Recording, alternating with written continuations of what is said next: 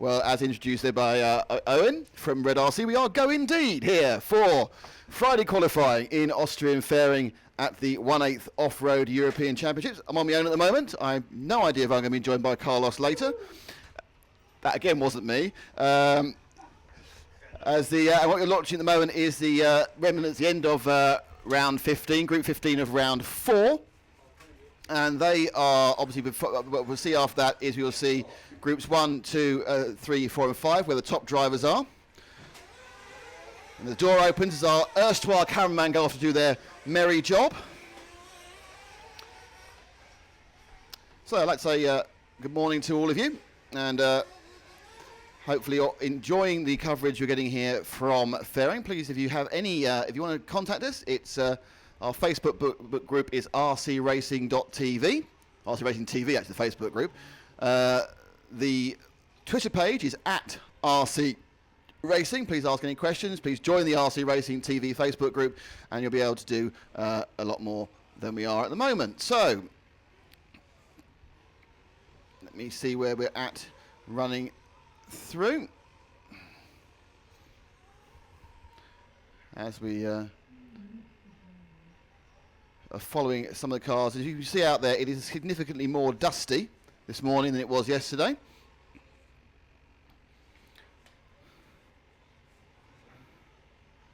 Okay. Right, so let's sum up what happened yesterday. Well, we had 3 rounds of qualifying, and at the end of that, there will be 5 rounds in total. So at the end of the 3 rounds of qualifying, first 2 to count, what we had was the 2 best score listing. Now, don't forget when we get to the actual finals, it's the 3 best scores. Key thing to remember is that, and I have been rescued from my lonely, as Carlos Gomez has joined me on the side here. I just. Good morning, everyone. Oh no! I had to turn your microphone up first before you say good morning, everyone. And now you can say good morning, everyone, Carlos. Okay. Good morning, everyone. Here from Fairing, Austria. And we again, just those of you watching on the stream, whilst you are live at the moment, the internet here is good, but unfortunately, just because we're in the middle of nowhere, it does occasionally glitch. When it glitches, all you need to do is refresh and you'll catch up and you won't actually miss anything because it'll be cached for you. So actually what happens is you begin to run a couple of minutes behind us, but it doesn't matter because you see all the action. But if you've got the MyRCM page up at the same time, you will see there is a slight discrepancy. That is just the nature of the internet weather, I'm afraid. Nothing we can do about it. So if you watch the pictures, what we're going to do is we're going to describe the times as well. So you don't even need the timing screen because we'll have Carlos's dulcet tones and insight, and I'll just look at the pictures because that's easier. Okay. Actually, in front of this race, I think, Jesus Christ, there are many people in front from Austria, Rudolf Trachter, and Heikki Baltonen and Messier Quentin Legal from France. But the interesting thing is no one here is forecast for anything more than a slow 8. Now the key lap number has been throughout the day, it's been 9. You need to get 9. If you get a 9, you've got a chance of doing quite well. I'll just run down the list at the moment. Remember that it's all about getting the top 16. The top 16 goes straight through to the semi-finals. And currently the fastest with 2 counted scores, or the most points, is Darren Bloomfield, the British Losi driver. He has 368 points. David Ronefalk, the... No, don't worry. Ronefalk is second, but keep in mind we are counting 2 out of 3, although we have run 3 rounds. Some of you may ask, wonder why they are not counting 3, because that's on the rules, because out of 3, 2 to count. And that's it. Imagine by any bad luck this night we have a hurricane coming here and we weren't able to continue with the event, then the winner will have been based on the result of the 2. No, that's my phone. He has a phone. Okay, so 2 out of 3. An update on what has been running up to now. We started the morning with the heat number 6, and we have continued from 6 to 15. This one is 15 at the track at this stage. And up to now, the best time of the day is Dominic Bauer from Austria, the young Austrian star coming, 5:00 flat. So that's 8 laps. It's not a 9-lapper. So it won't do him will any. be close, It won't do him but any. not It won't do him any good. As this is. So let's just run down very quickly the top 10 overall. It's Darren Bloomfield in first. It's David Ronafalk second. Elliot Boots is third. So it's two Brits in the top three. Miguel Matias is fourth, the Portuguese driver. Robert Bataille, the defending European champion, is in fifth. Jorn Newman, the four-wheel drive electric European champion, is in sixth. Three-time European champion Renault Savoy is in seventh. Joe Cograne doing well with his own car in eighth overall. Borja Hernandez in ninth, and Christopher Svensson in 10th. Now, this is based on 2 out of the 3 runs, as we said, from Carlos. Interesting points are that, I believe, Martin is on the bubble in 16th. Neil Cragg is in 17th, but he's had to throw away one score and he's getting quicker. So I think the interesting thing is, actually, that with probably the exception of Daniel Reckwood, everyone who we thought would be in the top 10 or 15 is Carlos. Yes, it is. I have been talking with Danny about his situation, and he says, okay, my day yesterday has been horrible. He admitted that none of the 3 has been any good. He said anytime he changed something, he has found on the track that this has been a mistake. So he has scratched he has slept well and redone the car and restart from the starting point, and he is hoping to make 2 good ones that, together with one of the best, not so bad, of the ones he had yesterday, he would think he will be able to make quarterfinals with a lower number. Yeah, so now as you're looking, we can now see the drivers for Heat 1. This is the first of the seeded groups. What happens is the top 5 heats have the top 60 drivers in them. So, but as Carlos explained, they are basically the fastest person is car 1 in this heat, and the 5th fastest is car 1 in Heat 5, and then the 2nd fastest is car 6th fastest is car 2. So the starting lineup for this heat, it is Elliot Boots in 1, Darren Bloomfield in 2, David Totrici in 3, Daniel Vega in 4, Martin Walanka of Austria in 5, Alberto Garcia in 6, Riccardo Rabiti, Italian in 7, Jiri Mara in 8, the Czech driver, Peter Pinish, the Austrian, in 9, Rhys Sawyer, the British, in 10, Eber Huygen, the Frenchman, in 11, and Andreas Scharinger, the other Austrian, in 12. So we watch them go out and they have a 3-minute warm-up, then they have a 5-minute time practice, which starts at a time which they decide themselves, and then we have a kind of a 2-minute warm down. That's it. So the cars are already on track, evolving, and I think we are following the red We are car. following Elliot Boots. So that's after the qualifying, we're counting 2. So overall, he's currently third. He just won the British Championship, flying the back loop. Those you look, you see now, there's the track again, very similar to yesterday. Not any more dust or any less dust, really. Would you say, Carlos? And he now goes over the flattened tabletop. Those of you who saw the electric broadcast notice that tabletop slightly changed. Now over the infamous 3 fingers. He'll now go into the change to the paving, tight on that curb. Now over the bridge, which is actually made of corrugated iron. That's roofing felt, that black stuff. We've seen very different traction where they are double and singling, apart from Timo Leino, who will triple that, and he completes a lap. So that's a pretty good lap there with Elliot. He's looking certainly totally in command. Now this isn't counting anything yet because the clock hasn't counted down. That's correct. Actually, we have been talking also with Timo Leino about his triple, and then Timo told us that for him it is easier to go for the triple. He says, if I focus properly the previous curve, I jump triple because it's easier. Only if I focus wrong the previous curve, I do 2 + 1. But that's Timo and his mechanic Mura opinion. Yeah. So what we'll see in a second, if we stay with Elliot here, is he will pop into the pits for a drink before they start. We're now 51 seconds before the official start of the so they come in here, they pick up some fuel. They've got plenty of time for the 5-minute run. These cars do between 9 and 11 on a tank. Let's see Mike Craddock live in the car. Mike looks at the track, see what's going on. All of his space. They picked up. I think he's put. So basically, what they're looking for now is to find some space.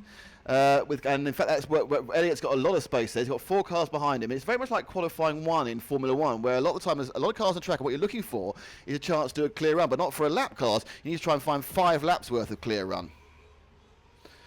So I think we'll leave Elliot to start and see if we can pick up Darren Bloomfield. Now Darren's about to go under the start-finish gantry.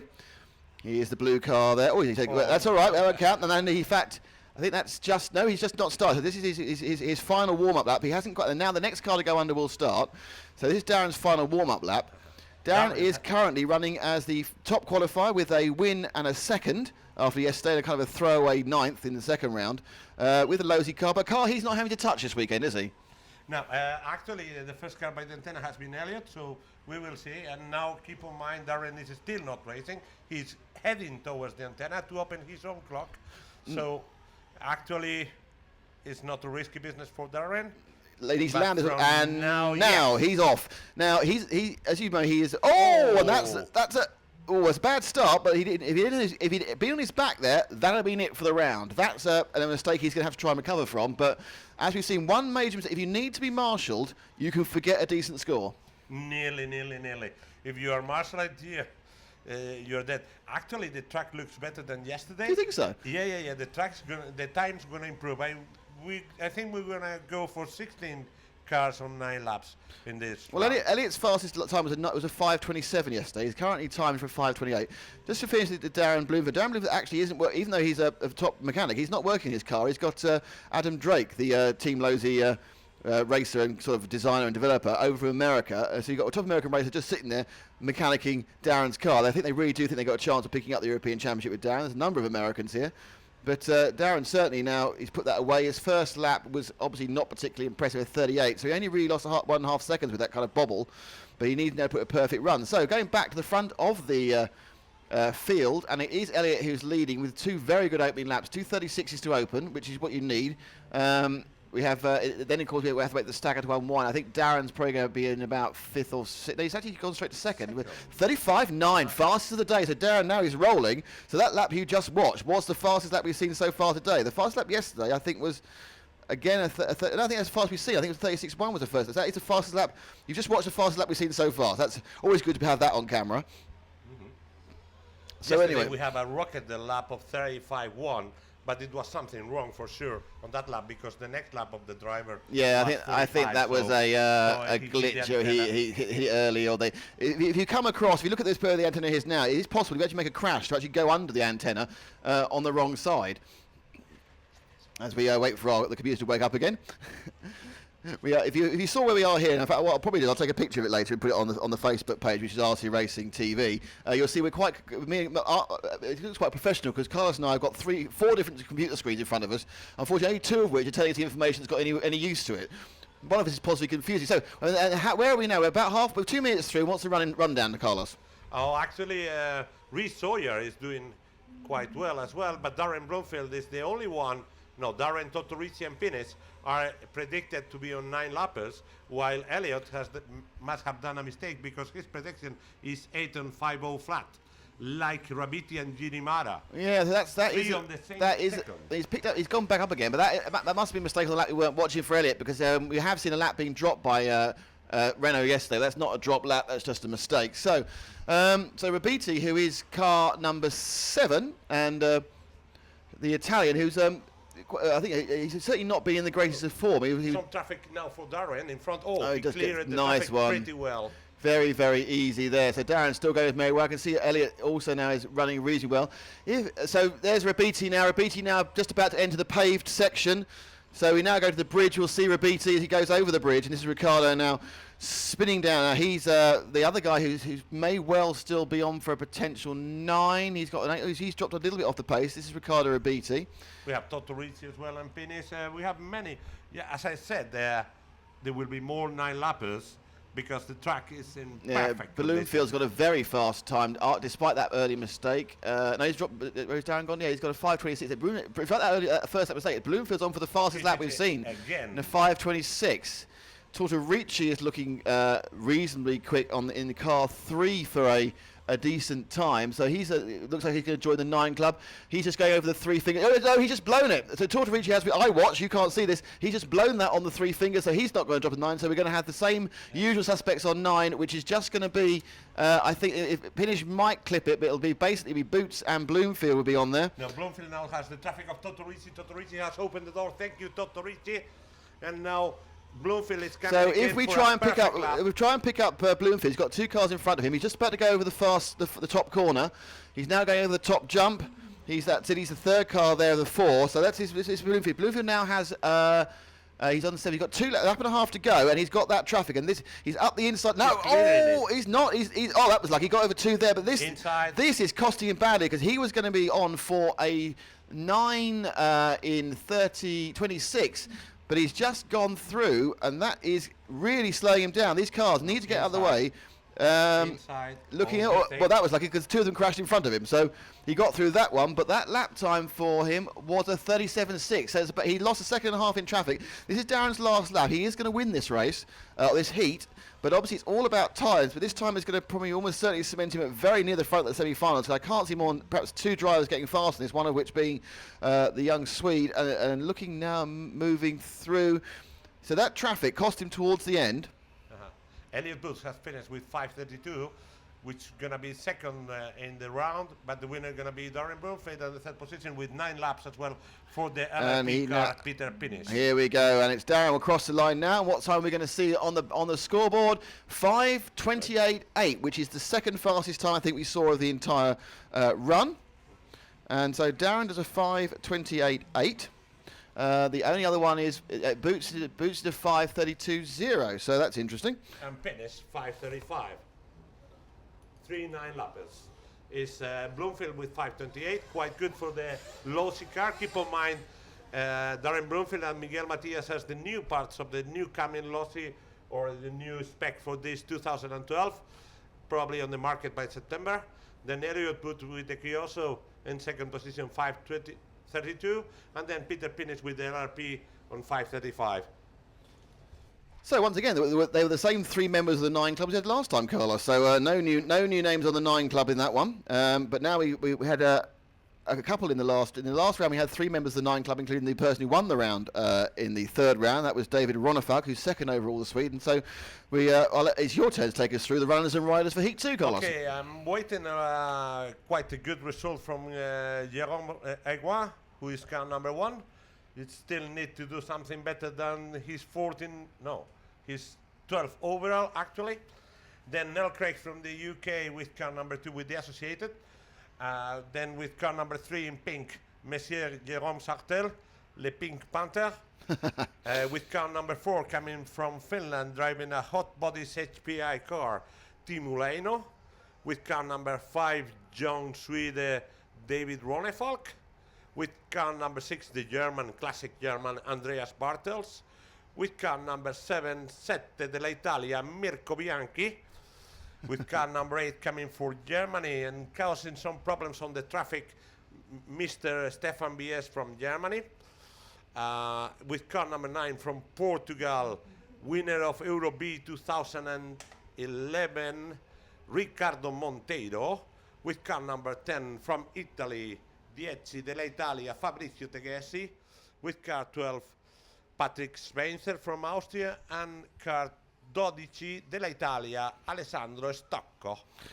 So the key car numbers here are car numbers 5, which is David Ronefalk and Neil Cragg in car 2, and Jerome Igon in car 1. But also Timo Leino will be interesting to see because he's the person who may or may not be tripling the top. So we look there, car 5. It's about to go under the timing beam now, and we'll pick him up. And that's David Ronefalk, the young Swede. He is the guy who managed to. Ronefalk was doing pretty good here on Electro 3 weeks ago. Exactly. And keep on doing pretty well. He's picked up during the 3 rounds, and then certainly in the third round, he was absolutely blistering quick, Ronefalk. He's, again, you look at that classical style there. He's in tight. This is his warm-up, so it's a chance to get going. But they do these warm-up laps at absolutely full pelt because they're not going to learn anything otherwise. They're getting themselves in groove. Very, very neat round the and interesting that area we just saw there. The double and the singles, what was completely catching him out in the electric Euros.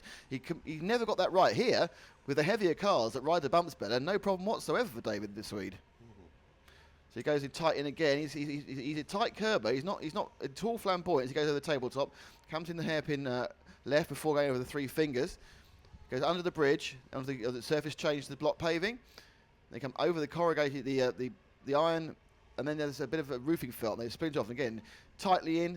They'll do a double and a single, and that's and he will enter. And he'll come in for a bit of a drink. Absolutely, why ever not? The baby needs to have. It needs. Looking there, when we get out there, you see Miura. Miura's doing the famous Japanese mechanic. He's just next to the red T-shirt. He's doing the mechanicking for Timo Leino. As we'll go, a bit of an argument there about space. Get out of the way. That wasn't very polite, was it? The young man there pushing his way through. So we're still about 50 seconds from the official 5-minute clock starting. So David should actually get this lap in the next one. Traffic, okay. Jérôme going has been able to overtake the Portuguese Monteiro, and now it's Ronne So if Falcone you drop, going. if you drop the car back, that's Jerome Magon, and there he is. So he's actually now behind. This is not a place he wants to be. Well, it's two Kiosos together. Let's see how they work.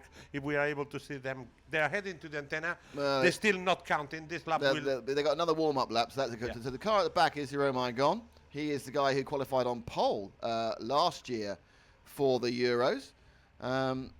Not being quite as good, or even close as good this time. He's not really had anything to set the life on fire. He's had a sixth in the first round, and then 2 poor scores. So he's going to need to get something this time, because otherwise he'll start tumbling down the field. And in fact, his 2 poor scores are actually. Oh, he's tumbling around risky now. business. So let's see if he gets marshaled. Luckily, the race hasn't started, but now he has to work out where he is in traffic. And he's actually, as he goes under the bridge, he's got himself not an awful lot. Oh, he's actually lucky because he's managed to get past just ahead of car 9. So he's got actually a bit of space now. In fact, that crash may have done him some good. So they've started now. So when he goes on the time screen, this will be a start for the boy. And Jerome begins his 5-minute qualifying session. That crash, luckily, didn't count. Cars go. This is you can't quite see on the pictures, but that top corner is heavily banked in the car's favour. Which helps them get round at high speeds. They tip down there over the flattened jump over the tabletop. Come round here, sharp left, 3 fingers. Lots of surface changes. This is the first one. You go to a bit of concrete, bit of paving slab, and you come over some steel before you end up on roofing felt. This bit here, you get the spill. That's the tiny bit of roofing felt where there is some cut up on the track. As a car riding the bumps well, and I'm sure it'll be a double and a single. It certainly is. Oh, difficult land. And the first lap there for Jerome was very, very quick. That actually was within 1/10 of a second, the fastest we've seen all. So that lap was one of the best laps we've seen so far. Now, I think it'd be quite interesting to see if we can pick up Teemu Lino to see if who is car number 4, to see if he is going to triple that bottom jump. So I shall look out the window. The car number 4 has just gone over the start finish. And he's now about to sweep up. He's now the car on the sweeping corner. And there we are. That is Teemu. There we go. Yes, So there's Teemu now with his trademark purple car. In fact, no, he's 1 car ahead. Stay with us because this is Neil Cragg. We'll get Teemu in a minute. This is Neil Cragg. Neil trying to recover from a difficult qualifying. He lost his first qualifying yesterday because his tank was too big. Not sure what happens. Apparently they swell, but I would have thought that they should build that into it. So the associated driver, he's got Richard Saxon over from America supporting the car. With just 2 runs, he's got himself into 17th overall. But he's also, his second run wasn't very good either. So he's almost certainly, he's currently on 4 and 9, 32. He will rocket up the charts at this point. He's doing quite well, actually, in Neil Cragg. Anyhow, what you may not notice is that this track is incredibly fast. I don't know if it is able to be appreciated by our public, but the speed the cars got in the straight is insane. And that may cause that the tanks are receiving too much fumes from the pipe, so that tank may have expanded. Yeah, I mean, it's interesting because that's a very good point, because they don't have fuel pumps. What they are is the fuel tank itself is pressurized by the back gas from the exhaust, which obviously is very, very hot, and that's where you get the expansion. We go, oh, that's a problem there for Neil, and he's got away with it in a way. He fell into someone else's accident.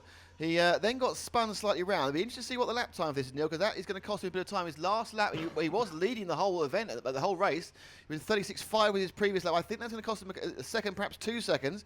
It's not affecting his rhythm. He's still driving a beautiful line, Neil, the 2005 two-wheel drive electric world champion, coming over the double and the single, and he's going to go under the timing loop now, and he's just done a 39, so he lost 3 seconds. Bad luck there for Neil.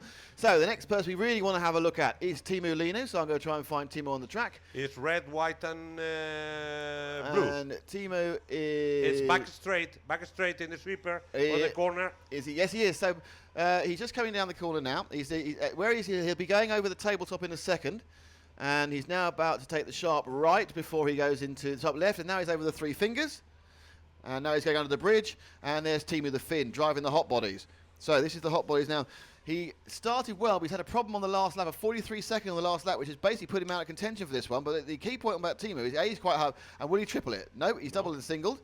So he's fibbed to us, Carlos. Yeah. Perhaps he didn't get the right run, but perhaps we put him off by telling him he shouldn't be doing it. So Lino in the hot bodies, he has his own mechanic. He has Miura over from Japan, mechanic in the car. Lots of people here helping the drivers. I mean, I suppose in the olden days you had to do your own stuff, but now, nope, it's whatever you want to do.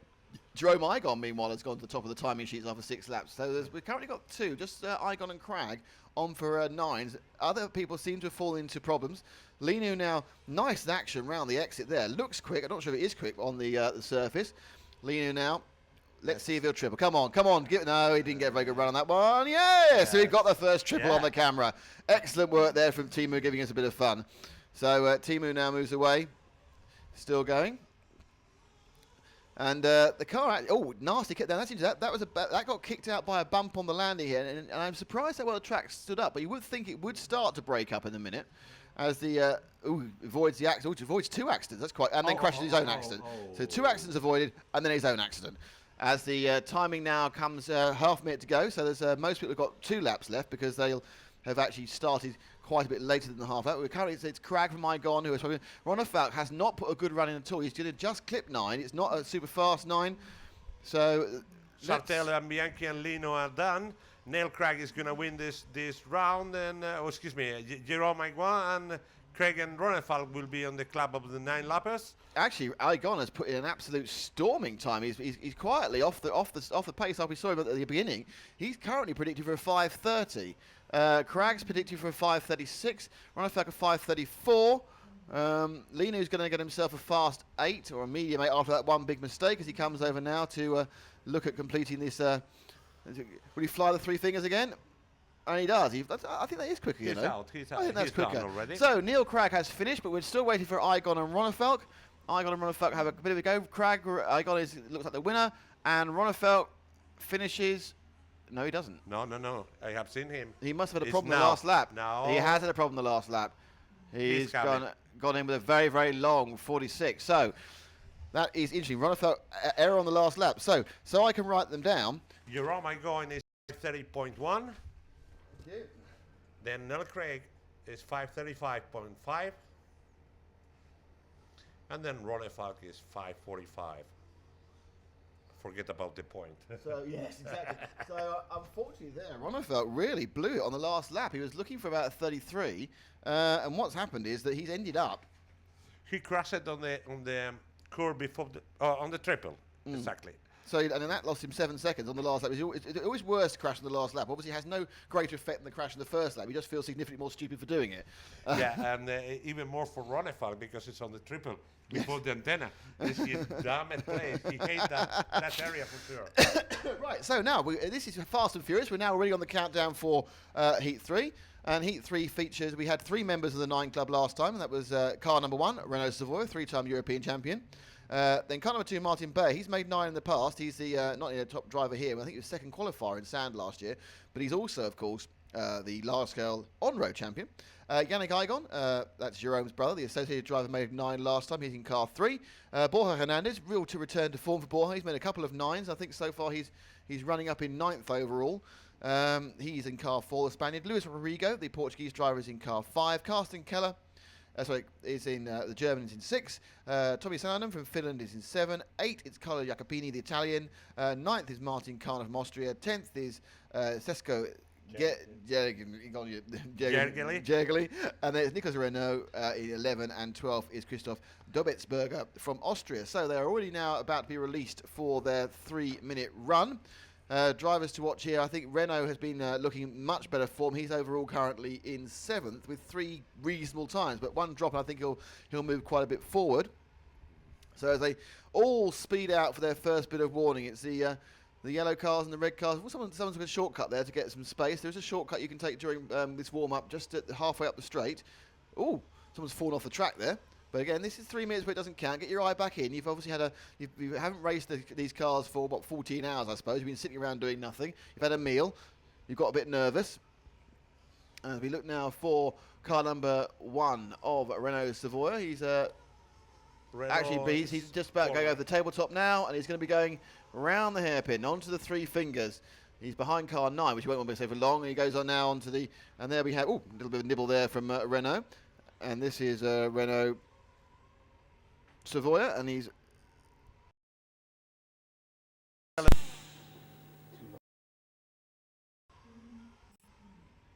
quite confident with the setup of his car.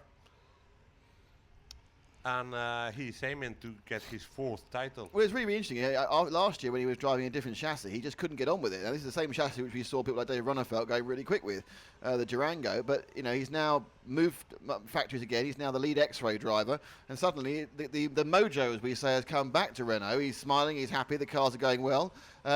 Obviously, he's on a unique tyre, isn't he? Which is giving him, which may or may not be an advantage. Yeah, may not. But okay.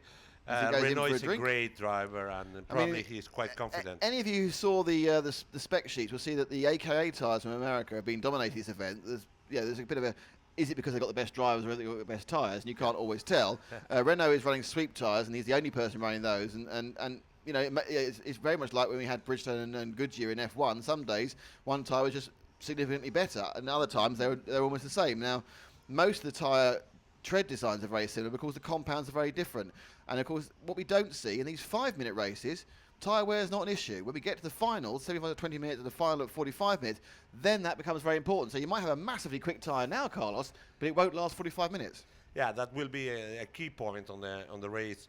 But it's not only Renault who is not using AKA. We have Robert Batti in top also with the Pro Circuit tires, and we have some other people. Although for the average Joe driver and some of the tops, AKA is the choice actually. But who knows? At the end of the race, we will know which is the exactly. tyre And winner. I think tyre wear is going to come into it. At the moment, you can run a nice soft tyre because it'll last 5-7 minutes, and these guys will use a new set every race. Come the final, if it's not going to last 45 minutes, it's going to be a problem. I mean, we saw that in the World Championship final a couple of years ago, that people were running on ball tyres at the end, and suddenly it all changed. 4 seconds to open the clock, so the clock will be open for Savoia with some traffic in front and some traffic in the back. He's got a reasonably clear run. He's got a couple of cars in front of him, which is going to be a bit of a problem. What we'll do is we'll see if we can pick up the one of the other members of the 9 Club, which is Borja Hernandez, car forward. He starts his run. Let's see if we can with Savoia. Was that Savoia fell over? Was it? Is green and orange car? I think it's on the center tabletop. He just rolled, which is not a good start. He's just been Marshall. Oh, he's having a nightmare lap, Borja. No. Car number 4. He's just going over the 3 fingers now. He had another crash on the 3 fingers. And that is broken his rear suspension. So the rear suspension of Hernandez's car is gone. Let's get tight on that one. And that is the end of Hernandez's run. And that is an absolute disaster for the Spaniard. That round, well, that's a throwaway. So that's not very good for him. So we pick up now and we'll look for Martin Bayer, who has done one, who had a good run and a bad run. Bayer in car 2 is going over the tabletop now. Turning left, he's going over the 3 fingers. So Bayer on the 3 fingers. Underneath the bridge goes Bayer. And that's Martin Bayer, the large-scale on-road European champion. Yeah. So Bayer, and this is obviously very, very similar discipline. He has got traffic. He's trying to get up the inside of car number 8 of Carlo Jacopini, and Jacopini's let him through. So this is the key point. You can lose 2 or 3 seconds just because what happens is you don't want to necessarily. Obviously, these guys want to get past cleanly. They don't want to push, and you end. Oh, another. Well, we got away with that one. Well, Savoia was the lucky guy in there. He overtakes the 2 cars in front, and now he has room enough. He is leading the race, and actually. He's particularly lucky because Bayer was one of his main rivals. Now, Bayer is actually right behind him in the track and right behind him on the timing screens. We've got Savoia and Bayer. Both on X-Ray car. So it will be an interesting run to see both cars running together. Hopefully. Let's see if Martin Bayer is able to follow Savoia. It doesn't seem to me that he is able to achieve that target. Well, I think Martin is something like half a second slower than Savoia. Yeah, that's without the accident he had earlier. So as Bayer now goes through, now also up and about that, it's I think on for 9. We've got a few people on for 9. Is Yannick Igon. Yannick in the number 3 car. So we're coming with Bayer and see if we can. And that's going under the timing now. Is the 3 of Bayer, and he now as he goes round the first corner and he goes up towards the straight. There we go. It's Yannick Igon on the associate, brother of Jerome, and he is also looking for himself for a nice 9-lapper.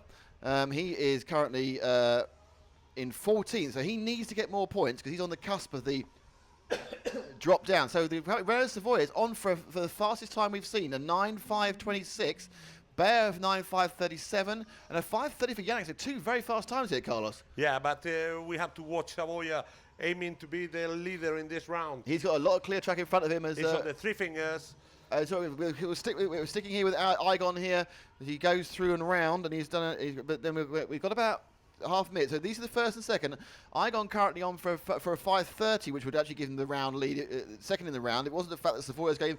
So it really does seem that Renault, after a year in the wilderness, is absolutely back to full pace and quality, because it looks like unless he's one mistake away from setting the fastest time in the round. So let's leave our friend Yannick now and see if we can find a Renault on the track.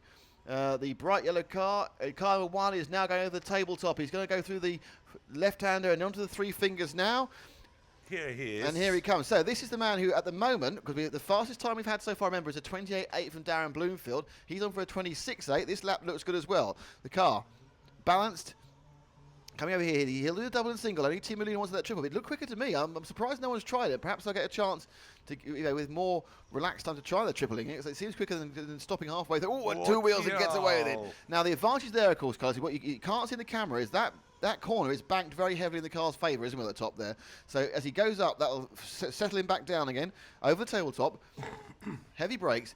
The three fingers, which don't really seem to upset the cars too much unless they get too close to the inside curb. Oh, very spectacular there. Bit of a Scandinavian flick on the concrete as he goes over now. Spoots away from there. Now, again, this seems to be another very clear lap. The last one was 36.6. This one seemed clear again. It should be almost exactly the same time. And it is a 36.5. So, yes, he has now got consistency on his... he's done 2 laps to go because he won the first one. So his last 2 laps, and we could be seeing... The fastest I think we saw yesterday was a 27, I think. Or did we see a 26 from Boots in one of the early rounds? No, Elliott Boots with 5.27 is the fastest we've seen so far. Renault Savoy is dropping out to a 27.6. Even with these good laps, he's slowing. He's going to fall back in the clutch of Darren Bloomfield, and he's now got traffic in front of him. The traffic, which is car 10 of a person I can't pronounce. Chesko. So the Hungarian, the 1/8 track specialist, is going to be put into play as another 36, but a low 36.9. So 5:28.3. He is now getting. He's going to need to do a very quick lap, or he's going to just drift out from, let's just got out of the way, just drift out from Darren Bloomfield's time, which is 28.8. He needs to get a quicker lap than he's done for the last 4 laps. His car 6 has a broken suspension underneath me.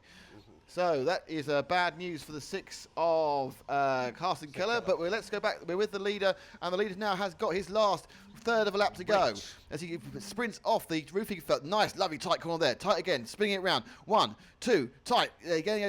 Thrusting on the timing screen, and he's clipped it on a 28.3, and the fastest time so far. So he goes ahead of Bloomfield, who had a 28.8. So that's the fastest time for Savoya. An absolute return to form for the Frenchman, 3-time European champion. So a 28.3. So that's a very, very good time. Consistent all the way through. Yannick Igon is still to arrive. So Yannick Igon is still to arrive.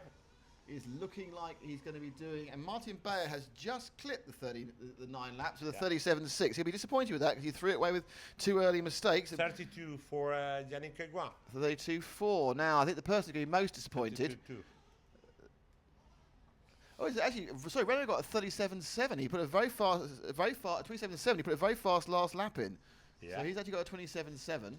And Renault did the last lap in 36 flat. So that was very good. Bayer has a 36. So here the throwouts are for Carsten Keller and Borja Hernandez. Oh, absolutely. We saw both of them. Yeah. Both had breakdowns, so that's a. Yeah, the debate rule is obviously to finish first you must finish, which is obviously one of Ron Dennis's favourite comments, which he keeps saying. And we also think, oh, Ron, shut up normally, because we're not very polite that way. But anyway, so the next round, it's round 4, and therefore Carlos will take you through the runners and riders for Heat 4. Okay, with number 1 coming from Portugal, Miguel Matias driving the Team Lossy car. With number 2, JQ, Joseph Quatrain driving a GQ car, obviously. And the JQ engine as well. Yeah, and GQ hat, GQ everything. Jorn Newman, Durango, with his mechanic Hupo Honig. Thomas Meyer from Austria. Lee Martin from the UK. Danny Bernabe, Aston Martin, John Promise from Spain with the X-Word, the Taiwanese car. Then with number 7, Ignacio Candelico. With number 8 from Italy, Federico Ruggeri, Fede. With number 9, Marco Natale, Italy. With number 10, Ari Heinonen from Finland. 11, Jürgen Tipp from Austria. And 12, Messier back row. So the runners right here, Miguel Matias, a big return to form for Miguel. He's currently fourth overall in the standings. JQ doing better than he has done the past couple of years. He's comfortably straight to the semi-finals. He's in eighth overall after on the timing sheets. Lee Martin, he's on the bubble. He's 16th. It's the top 16 you want to be in because they go straight to the semis. They haven't got to worry with the quarters. And Lee is in 16, and of course he won the two-wheel drive European Championships here earlier. Jorn Neumann is also going well. He's in sixth. So we have the.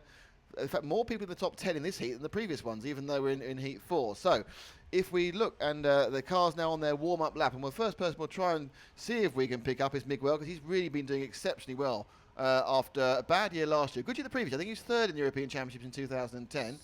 And car one's going under the bridge now. Yeah. And, on two wheels, the just tip to do now, going over the bridge now. You just drop back one car, and there we are. That's Miguel. So Miguel Matias from Portugal.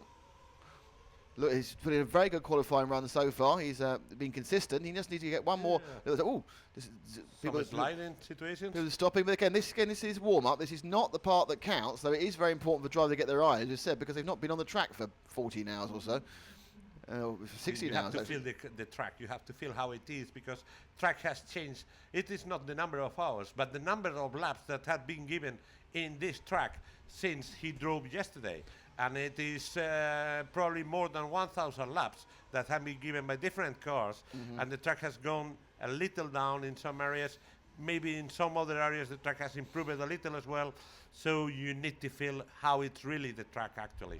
Although he has been watching for sure. And the interesting point is, Carlos, that obviously in the on-road world, track temperature is very important, because that's the big variable on the track is the temperature. Here we've got a number of variables, but does track temperature come into it at all? Yeah, it is. The hotter the track is, the most traction it will get normally, and so that hot conditions are perfect for real speed racing. And this is a speed track, so probably the hotter the weather is, the better for the tires. But it's not the key issue. No, it's not anything like as important as it is in on-road environments, because obviously you've got the three-dimensional fact. The tyres aren't always in contact with the floor, let's be honest, because they're often up in the air. So that is Miguel Matias. So the other runners and riders here, if we can see if JQ putting in a particularly good run, so he's out at the moment or he's in the pits. That is car number 2. Stay with Matias for a while, because we're going to see how he faced the traffic, because he has been thrown out without taking into attention the traffic, and now he's heading to the antenna. He's got to have another lap. He won't click it this time. He's now got himself a small amount of space, hopping up the 11. Looking as he is, he's got two cars crashed in front of him. Now this isn't very good. Is he going to make? He's got inside. He's got another lap. He's got another lap to make space though. It's not actually started yet. Mistake for him. Now we will have traffic. So he waited for the first pit to cover him. That didn't count. He's not in any trouble with that one. So let's see if we can pick up JQ, who's actually now going over the tabletop. He's coming now round onto the three fingers, and he's now going under the bridge. So that's it. Round he goes. He's the front of those two cars, and that's JQ. And so I think a surprise here, because Joe's kind of been more of he's a great designer, but he's been more of a kind of a quarter finalist in the driver. This time he's been right on the pace and sticking a car, and he is the first person to pick up the laps as well. So he has gone under the timing beam and he's running with a couple of seconds to go. Now JQ needs another good time to cement his semi-final position, but he was one of the guys who he isn't really electric driver, but he came here and ran the whole week of the electric world to give him some idea and some feel. Yeah, it was the electric Euros, not the Wolves. But sorry, good point, yeah. Anyhow, he's filling the track. But if you have looked, watched or broadcasting, you may have seen or may have noticed that there is a new critical part in the track, which is the end of this straight. Because we have seen 3 or 4 cars on the roof, and they've never been before on the roof from that point. That's interesting. So I think at the end of that straight, there is coming a new dangerous area. I think it's a combination probably. There's a rut that's probably taking the cars out of balance. So interesting, I actually walked the track last night, which was the first chance I got, and it was very, very interesting to get there's a lot more elevation change than it looks like, and there's a lot more camber change on the tracks. The curbs are slightly more vicious than they look from the don't forget, any TV screen will flatten what you see. It's a lot more up and down. There's a lot more camber changes, and there's a lot more curbing than you think. So when they get that close to the curb, they are actually playing a little bit of a risky game, because interesting that I've even noticed there that they are squaring off that first corner much more. It is quite tight. It isn't a sweeper. It's a tight corner. It's a 90, but it's quite wide. Now I think that what's happened is the running line's getting getting thinner, and they're having to make a more definite turn. Or, as you saw and well pointed out, Carlos, they were going to hit the edge, and then they got danger of rolling, which is the last thing we want to do. So, surprise leader at the moment is car 7 of Ignacio Cardell. He's doesn't go. Lee Martin is. Also, I don't know where Ignacio is at the moment in the overall running. He's down in 28th with one throw with two relatively average runs. So we get together. JQ actually now, with the Stackers Unwind, is back up at the top of this, 5:29. Other person on for a 9 is car 5 of Lee Martin, the two-wheel drive European champion. Now, Lee is now just about to go under the timing loop now, and this will be Lee Martin, the British driver. Was the sole runner for Tamiya back in last year, and also at the Euros in the World, in Pattaya. But now he's switched over to the Mugen chassis. Bit of getting used to that. And as he runs now over the flattened jump and through the tabletop, he's okay. He's not really, he's not setting the world on fire, but he's consistent. But he's going to need to go a little bit faster than he was. He's going to drop off the 9 laps into 37s. JQ is the fastest and currently on for a 29. Ouch, mistake for Lee Martin, who hit the grass. Probably he doesn't last too much time. They hit that third one. That stalled the car in the air. That's a 37.8, which is a second off what it should be. And that's one of those little mistakes. When you hit that bump, bang, you've lost the whole thing. 6 cars are predicted to be in the 9-lapper club at this moment, and we are 3 minutes gone on the race. So, as there's a chance to see improvements for Quadrain, Candell, Newman, Lee Martin, Heinonen and Bernabé. It's interesting. This one's got currently 7 drivers predicted on 9, and this is just because I think they haven't. I think the difference between 8.5 and 9.35 is just a clear run. It's quality of driving. There's a few cars, and certainly you look at Savoia and Blue, who've got more pace in the actual chassis. Then there's a huge, vast raft of people who are basically the same speed. Yeah. This group is driving this smoothly for everyone. Hey, the prediction says now 9 cars able to be 9 lappers. I can't write down 9 numbers before it goes off. I've got no chance. So Jorn Neumann in 3 is going particularly well as well. So we'll pick up Jorn in a second.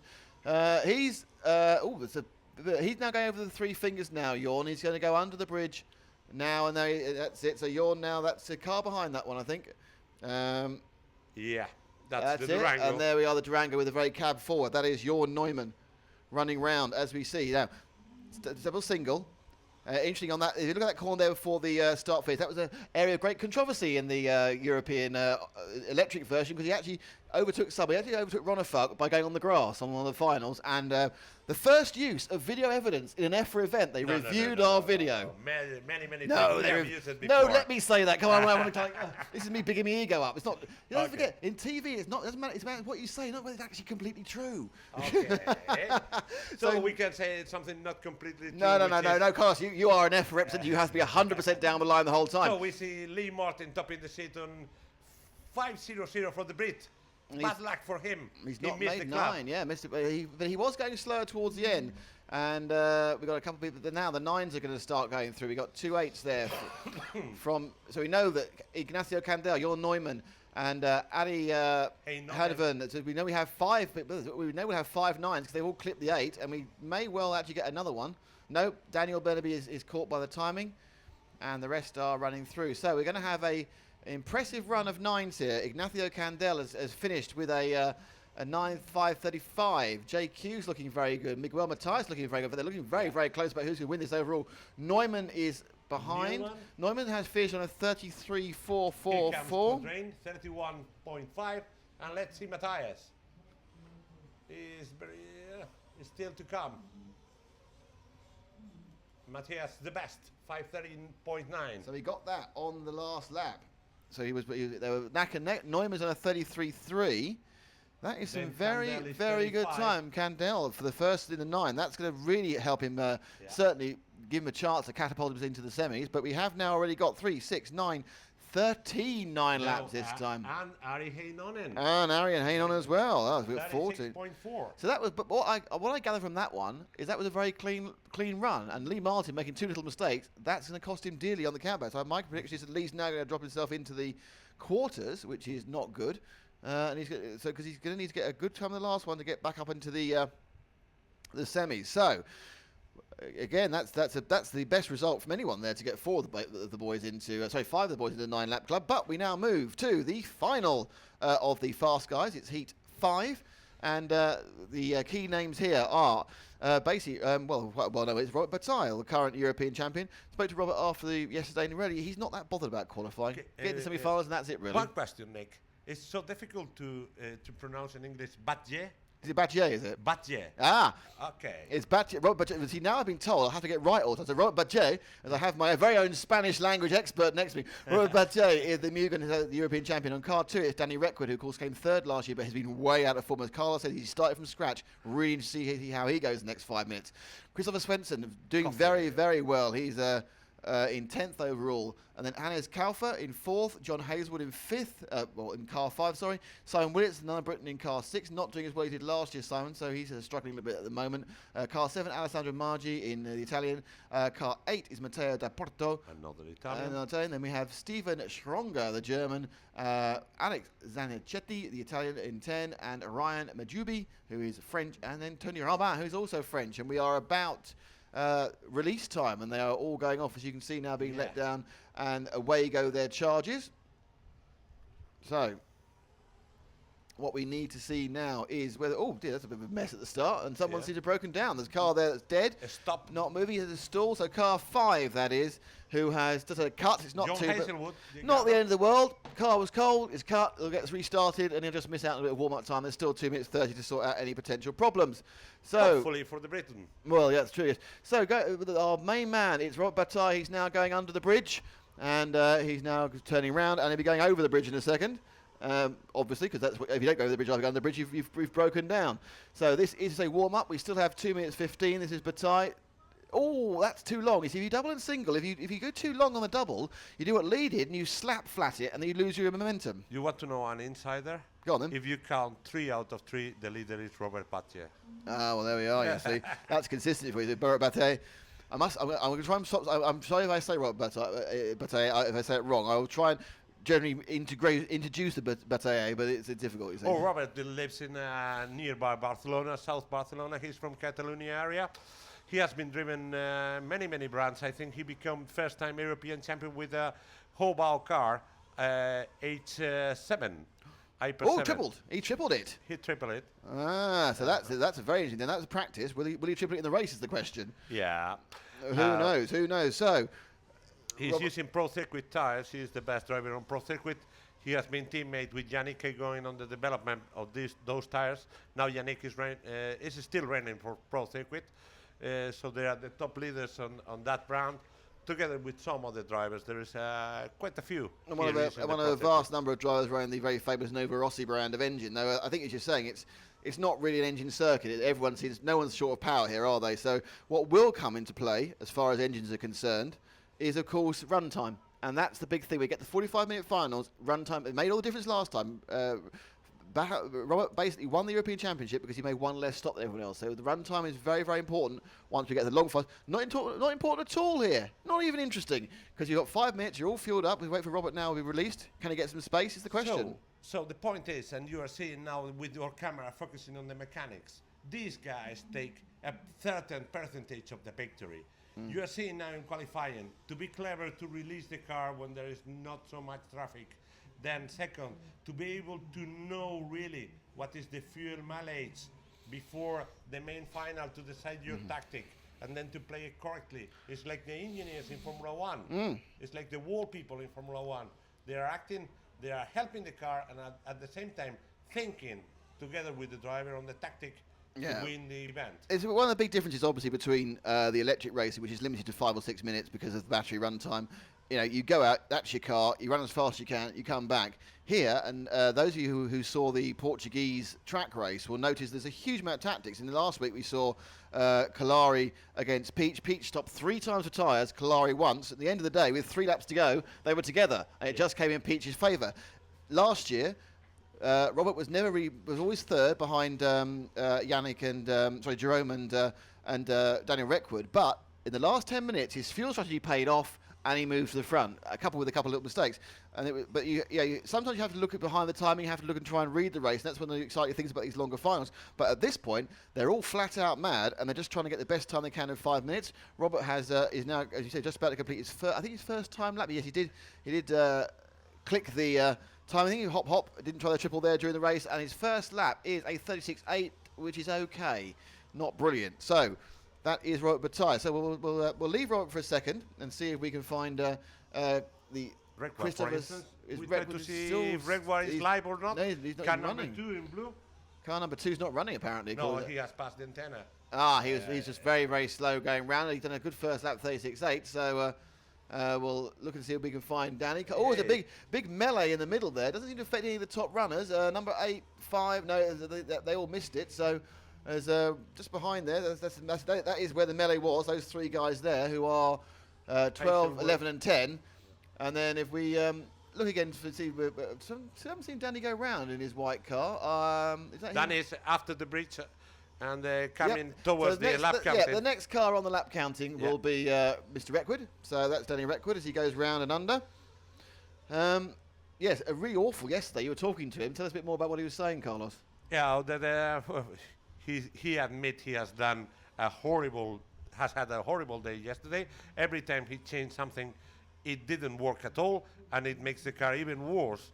So he cleaned his mind, decided to go from a scratch from the very beginning, from the setup of the warm-up, and he will try now to achieve 2 good runs. Let's see if he's able to. He is currently 45th, which is, considering he was right at the front last time in sand, is not good. Not the best landing as he hips through now. We'll see he's in second. So he is running second and on target for a 9-lapper, 9:34.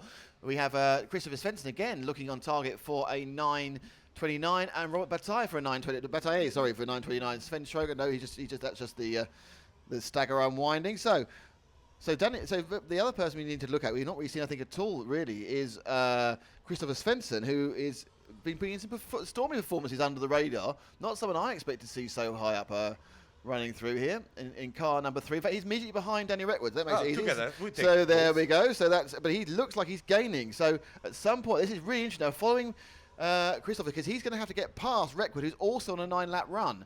Oh, let's follow both together. Let's try to follow both together. There they go, and that's will be a nice. That is brilliant Yes. drive by Reckwood. Absolutely, that's a man who knows what it's all about. Superb heads up, no ego there, because he could have held him up. No ego. He decided, no, I'll lose as little time as possible. He probably lost 3/4 of a second. Let him through, and he's basically now away will go. Christopher's for his time. Danny's going to get within the quarter of his time. Of course, the problem is when you've got a fast guy gets impatient behind you, there's a chance of an accident, and you both lose out of that. Yeah. So really good heads up driving by Mr. Reckwood, and now Svensson goes round again, and he is currently, on for a 5:30, 5:27. Now Robert is beginning to look like he could be putting in a time. The best time we see is 27.7. He's on for a 27.5. Ronnie Falk, but okay, on the limit. So Svensson there gets away with that one. But it's another 3/4 of a second for Svensson losing there. And that's a big problem. He's not being marshalled, but that's that Reckwood through. So that's the end of that one. But we'll try and pick up Bataille again, because he is actually looking to put the fastest time of the day so far in this round 4 of qualifying, and he's now turning over the 3 fingers. Then we're going under the bridge now, and he now goes in the end, and that's it. So with Frank, I was going to say it's Frank on the camera work today, doing a fantastic job, Frank. And we are now with Robert, and there is 1 minute 12. So we will live with Robert for his last 2.5 laps, because he did, as he comes over, double single. You have to short jump the double we've now found. You can long dump it, and that just means you end up slamming the car and losing all momentum. Now, going through this top corner, it's banked heavily in their favour. Just a bit of oversteer. Oh, now what's happening here? Now, that's interesting. He landed off the circuit, but came back on again. Now, the referee's going to allow that? I don't know. No, that's obviously it's a mistake, and it's not a problem. He didn't gain any time. He didn't gain any. Well, it's interesting when he comes around, because actually that looked like quite a fast route the way he did. Risky, but quite fast. So he's pushing very, very hard. You can see that it's all out here now. He's realised he's got a chance of getting a lead in the round. Under the timing route, and he's done himself 37.2. Oh, he lost time, so that's fine. So there'll be no questions about that little off-track excursion we just saw. This time he gets it right, lands a bit safer. That 37.2 has put him outside the 27.7 of Savoia, as we have already 3 guys finish on 8. Simon Willits, Sven Schroger, Alex Netiv all finish on 8. The only other person who may get a 9 would be maybe Danny Reckwood. I think he might even miss that now. He should get a 9 actually. If he comes through, he's got an 8. Christopher. Get off for Svensson. Despite those accidents, Svensson now is going to pick up a slow 9, but his Bataille is coming round now to complete his final lap, and that will put him on a 29.2, which I think is going to make him 3rd in the round, but I will check back on that one. So, Bataille has a 29.2. That's 3rd in a row because Saboya is 1st. And we're just waiting for Svensson, who must have started last Tuesday to be taking so long to come round. Well, he's going to be 5:37 or something like that. He's heading for the triple. There he goes. He's clearing the triple. And he gets under that. Here he comes. 36.4. 36.4. Okay, so we have a lot of members of the very lovely 9 club. We've ended up with 3, 4, 5, 6, 7, 8, 9, 10, 11, 12, 13, 14, 15, 16 this time. So you were right with the track getting faster, but not the ultimate speed hasn't really moved. We still... But that's what I said to you. 16 drivers going to make 9 laps, and I didn't miss the number. Keep an eye on... it's Mystic Carlos, the man who can predict anything. No, the thing is... it came from the experience of many, many years doing it. Okay, keep in mind, any result we comment is still pending on the technical inspection. Oh, yes, absolutely good point. Keep in mind, we have seen problems on the fuel tank, we have seen problems on the width of the car, because this box is quite strict, and it's kind of opinable, but let's see. Actually, what you don't want to hear is your team manager being called to technical inspection. That drives you nearly crazy. Okay, well, this is very much the provisional order for that round. And taking the TQ in round 4, we believe, I believe from writing down, I'm sure Carlos wants to wait for all the... It's Renault Savoya, so he takes 185 points. That's going to catapult him up the list. Second in the round is Darren Bloomfield, who also got the fastest lap, 28.8, 27.7 for Savoya second. Third overall, it is Robert Bataille with a 29.2. That's another 30. He's got 2 3s and 2 4s now. Pretty impressive stuff from Robert. In 4th round, it is Yannick Igon. He'll be pleased with that because he needed a good score. I think he'll probably be the happiest person there apart from Savoy. In 5th, it is Miguel Mateus. Another excellent result for him. 6th, JQ. Quite good. Another great one for Joseph. So that's a good result.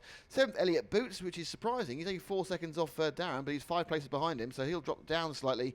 And I've only got as far as 8th, and that's Yannick Igon. So those are the top 8. Below that, I think people will be disappointed. Ian Reckwood disappointed. I think Lee Martin disappointed. We saw a couple of Borja as well. Borja, exactly. Yeah, who killed their laps. Neil Cragg not in the actually Neil Cragg has got a slow one, but he's I think perhaps down towards the back end of those 16th, 12th or 13th. Jorn Neumann didn't really improve much this time with 33.3. I think he's about 9th or 10th. I think new boys coming into the club like Candelo, Heinonen will be very, very happy. Oh, Candel's going to be chuffed to bits, absolutely. Getting in there. He'll need another one, and that'll probably... This is the thing. I think the bottom end of the semi-final is very, very open. Certainly, there's a lot of guys who are one decent run away, because don't forget, when we get the results in a few minutes, it'll be 2 out of 4 again. But then what will happen is that will spin round, and it'll be 3 out of 5. So there's some more drops to come. Now is the last round of qualifying. It's the last trial. We're going to be from 15 to 1 in reverse order. That's 15, right. 14, so 13. You'll see for the first time, you'll see Robert Bataille out before Darren Bloomfield in the round. So we are going to go and do all our other work for a moment. So the stream will be there. It'll have a fixed camera you'll be able to see. And we will come back at some... Oh, I need to go to a different... So approximately in 2 hours. Let's just see... approximately. Let's go and see what my RCM will find out, because they normally know what's happening with the timing. So this is man searching the internet whilst doing a commentary, which is... Okay, we have seen impressive racing again today. Even so, I am still waiting to see a 9 lappers in the group from 6 to 10, and I think there are drivers able to do it, like Dominic Bauer or the brothers Baldo or some others. So. Yeah, I think you're right. I think that, it's obviously by the seeding putting the top 60 drivers in there. Only someone's had a bit of a bad practice session, is going to be able to make those times. As we now look on the times for today, and we are okay. There we go. So the group is back at Group 5 at about 1:45 2 local time, which is actually 2 hours. So I don't know why I'm even bothering this with Carlos really, because currently he's batting about 200%, which is quite embarrassing.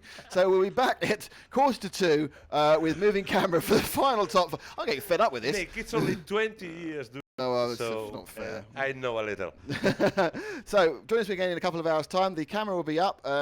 Because we are in a working press room, we won't leave the microphones up because you wouldn't believe the language of some of the people here. I mean, Red RC and Neo Buggy, honestly, the things they're talking about. If you are able to see some of with the fixed camera of the next one, you keep an eye on Roman Bilek. This guy arrived yesterday from the hospital where his wife was opening legs, having a baby. And he arrived here. He loved this sport. Well, does he love his wife is the question. But anyway, so we're back in 2 hours with coverage of the top 5 heats. See you then.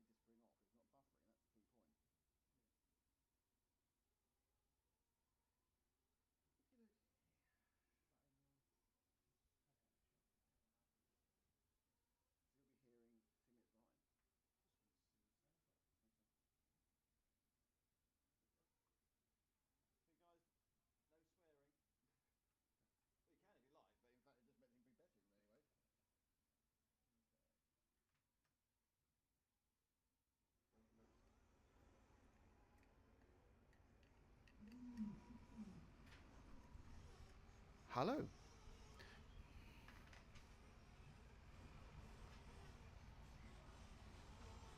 Hello and welcome back to Austria for the final qualifying round of the 1/8 Off-Road Championship. Thank you for sticking with us during the quiet period, and thank you for refreshing the page when we had some slight internet issues earlier on. Now, he says, shuffling around to try and find the correct piece of paper. I do have in my hand a piece of paper, as was famously said by Neville Chamberlain, or famous your English. But the piece of paper I have has an incorrect result in it, because we have had some controversy since the last round. Cars. I'm joined by Carlos Gomez, the FRS section head for off-road. And since you saw us last, we predicted that young Robert Bataille was going to be in third, but he's been disqualified from the round. What happened? Okay, the car was found too wide according to the box. It also happened on the same group with an Italian driver. I can't recall his name now. But okay, that the rule is quite interpretative as it is now, because it is the word that the car must move freely among the side rails.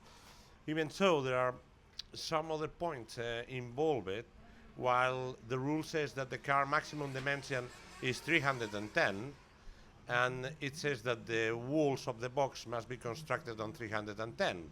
So, if you carry your car to the maximum width, it happens to be that it will stack exactly with the walls. So, most probably this is going to require an interpretation, and probably will be carried out during the team managers meeting afterwards, with my intervention, with my help as section chairman, and probably my words should be definitive, but I will not anticipate what's going to be the decision to be taken. It will not affect the results up to now, and it will be for the finals as interpretation criteria. Yeah, I mean, obviously, Robert has lost his third place, but in the scheme of things, because he's already got 2/3 and 2/4, it's not making a big difference to it. It's more about, does he qualify fourth or third overall, rather than does he make it or not. So it's not a big issue. So just to run down where we are after 4 rounds of qualifying, it's this is only the 2 best scores to count so far.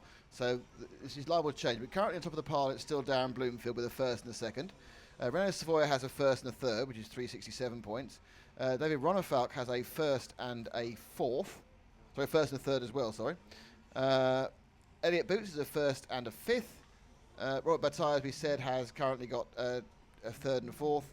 Amigo Matthias has got a second, and now he's got a fourth, so he's going to get a point. So it shuffles it around, but it doesn't change the major thing. The key people who are going to need to look out are at the bottom of the 16. It's all about qualifying for the top 16, because that gets you straight to the semi-finals. But what you're seeing at the moment is the closing end of the last group, Group 6. This round 5 is done in reverse order. So Heat 15 goes first, Heat 1 goes last, and our fast guys are in Heat 5, 4, 3, 2, and 1, including Robert Bataille actually out in the next race. So the key, where the people who are on the bubble include people like Yannick Igon in 12th, Neil Cragg, Timu Linu, Peter Pinish, Martin Bayer, David Totorici, Ari Heinehan, Lee Martin, Ignacio Candela. He did his cause no harm by clicking the 9 last time. They've all got to drop some scores. So those guys are the ones who are on the edge of being in the semi or the quarters. And that's really what they're fighting for, isn't it, Carlos? It's getting that straight to that semi. Yeah, we need to know also some people that may arouse, because keep in mind we're going to count 3 out of 5 when the 5 are complete. So it may happen that some people which actually looks not so perfect can help themselves to be inside, and who knows? It's quite open at this stage. Keep an eye on Daniel Reckmer. We said his mind was to improve, and he improved 17 positions while doing his last result, 167, which should be something like an 18 position. But he's going to need to put in another spurt of improvement, actually, to get into the quarters. Currently, he's in the 8th final, so he's outside the top 32. So remember, the finals here in an IC event, you are not stuck in the final which you lounge on. You can, in theory, you can bump up 4 bump ups from each final. You can bump up from the 2048th final all the way to the main final. I don't think it's ever been done, but it is possible. I remember seeing Martin Hoodie at the 10th event in Gothenburg in Sweden. Matt's with us now. I think he went from the bottom final. Did he actually make the main final in the end? He made the semi, didn't he? So he got almost all the way, because he had been a wet qualifying and he hadn't managed to get a time in. So plenty to play for. But as Carlos pointed out earlier, normally just being on the grid's not that much of an advantage, but here it is because the top 6 are on the straight and the next 6 are around the corner, aren't they? That's it. It's due to the special configuration of this layout, this track layout. The 6th first car should be placed facing towards the marshalling point 2, which is the sweeper. And obviously, if we put 12 cars in that straight, it's going to cause a huge pile out when they arrive to the curb. So we tried that system on the warm-up, and it worked quite well.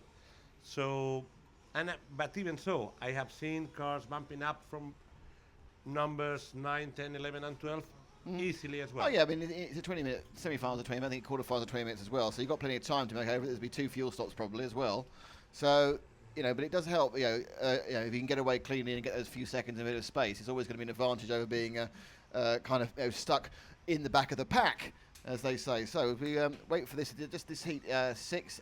There's no one looking to do anything particularly exciting. It's Stéphane Darroche of France who is looking at a 8.502. That's not going to do anything. So one thing we have got here, Carlos, is significantly increased temperature since this morning's round. It's lovely. Basically, it's lovely and warm. We're having a lovely time. So are you predicting, Carlos? 2 predictions from Carlos. First of all, and of course, number of people to do 9 laps. 9 laps now. The pressure is there. Keep in mind that it's the last chance for everyone. Keep in mind as well, some of them has done their job already, so they might try the different thing, thinking on the sub-final, semi-final, and the main final.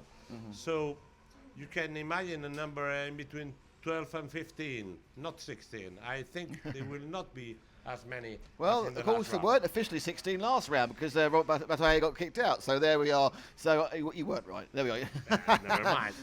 Subject contract. So yeah, so we're looking at perhaps between 12 and 16 people making the 9 laps. A number of people are safely in the semi-finals, but a number of people are on the bubble, and that's where the real interest is going to be. And again, it's going to be the same tactics as getting that clear run, but it's going to be the thing that's going to be the difference between getting there and being on the main finals and having to bump up through the quarters and for once. Just so you know, for later today, we'll at the end of this broadcast, we will stop the stream. So you'll be able to review the whole day on the rcracing.tv, and then later on, about an hour and a half later, Carlos and a fixed camera will take you through the very, very low finals. Tomorrow, similar to start, but we'll be live with moving camera from the quarterfinals onwards. So both quarterfinals, both semi-finals and the final all have moving camera and the dulcet tones of me and who knows, maybe even Uncle Carlos will come and join us again. But so that we'll be doing that for you tomorrow. Don't forget, if you want to talk to us, it's our Facebook page is RC Racing TV. You always have the opportunity to talk to me on Twitter on @RCRacing. The entire back catalogue is included rcracing.tv, and that will include the ability to review the whole of today's proceedings, probably within about 40 minutes or half an hour of this finishing. YouTube will compile it for us and produce the whole programme. So there's no reason not to get yourself completely overloaded with excitement from here in Austria. As we now wait for these cars that you see in the grid there, they are the cars of Group 5. So it's Group 5 who are going first here, as we are doing a reverse grid countdown.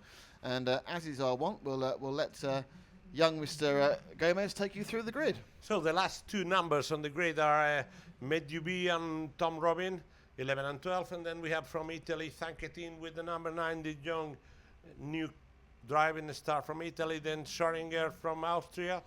Germany, excuse me, and then Da Porto and Maggi from Italy. Maggi is the new European B champion 2012. Then Simon Willets from the UK with number 6, and Mr. John Hazelwood with the Gamma, also from the UK with car number 5.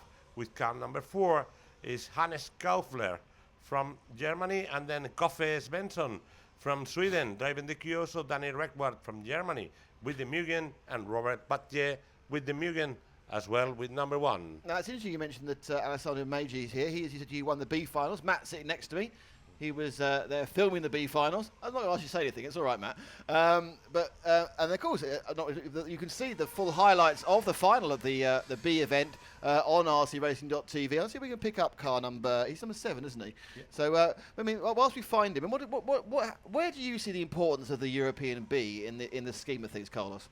Okay, the B is we need always.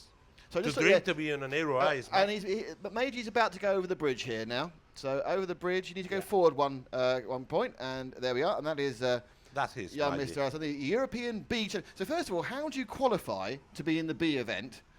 Okay, to be on the B event, it's also like in the A, it's by your nation, by your national federation, you enlist for the A or for the B. But if you have been on the top 50 of the last 2 European Championships, you are not entitled you are not entitled to be on the B. And if you ever have been in any kind of racing into the main final of any European Championship A, obviously, then you are not entitled to be. So even if you've been in the 1/12 track championship A final, you couldn't go in the B of an off-road event. No, because you are not a B driver. Come on. Then, so that we avoid, because we had in the past that I think we had in Bergerac Lee Martin as a European champion B, and I don't think we can call Lee Martin a B driver. No. So what are the rules in the B itself, though? I mean, Alessandra's won this. Say he doesn't finish in the top 50. Can he enter the B again next year? Is that fine, or do you... Yeah, absolutely. If he do not enter into the top 50 this year, nor the year before, which he didn't, he will be able to compete again on the B. Yeah. But anyhow, it is not easy to win a B, and the level there is quite has been quite interesting. I remember racing on the final of the B was Bernabé, who has been in top 20 here, Yeah. and Candel, who has made the 9 laps. He was racing the final as well, and but imagine those guys are new names like Maggi, and Zaketin was on the B as well, and he is also in this group. So these people who is coming is the new blood we are deciding. That's why this is the friendly class. Yeah. Now we are luckily almost there. We are now with Robert Bataille, who is who of course who won this race but got disqualified in the 4th qualifying round, and we have just started timing, and he has clicked the timing board as well. I think I'm not quite sure. He's got the exclamation mark. Currently the timing button is doing some very odd things. In fairness, it's not actually counting down. It's oh, that's interesting. There are many race times going all over the shop at the moment. I think we could have a problem here. Everyone has hit the clock already, and the first car to pass Dennis Kaffner, and then Robert Bataille 36.2. I've just worked out how the timing works. It resets to 5 every time a driver goes across. So the 5 minutes left is how long's left for the last driver. It can be, but actually our leader is Bataille with Maggi in 2nd position, the Italian. We have been talking about 36.9 for him. Rest on 37 and some 38s. I do not expect anything spectacular from John Hazelwood, nor from.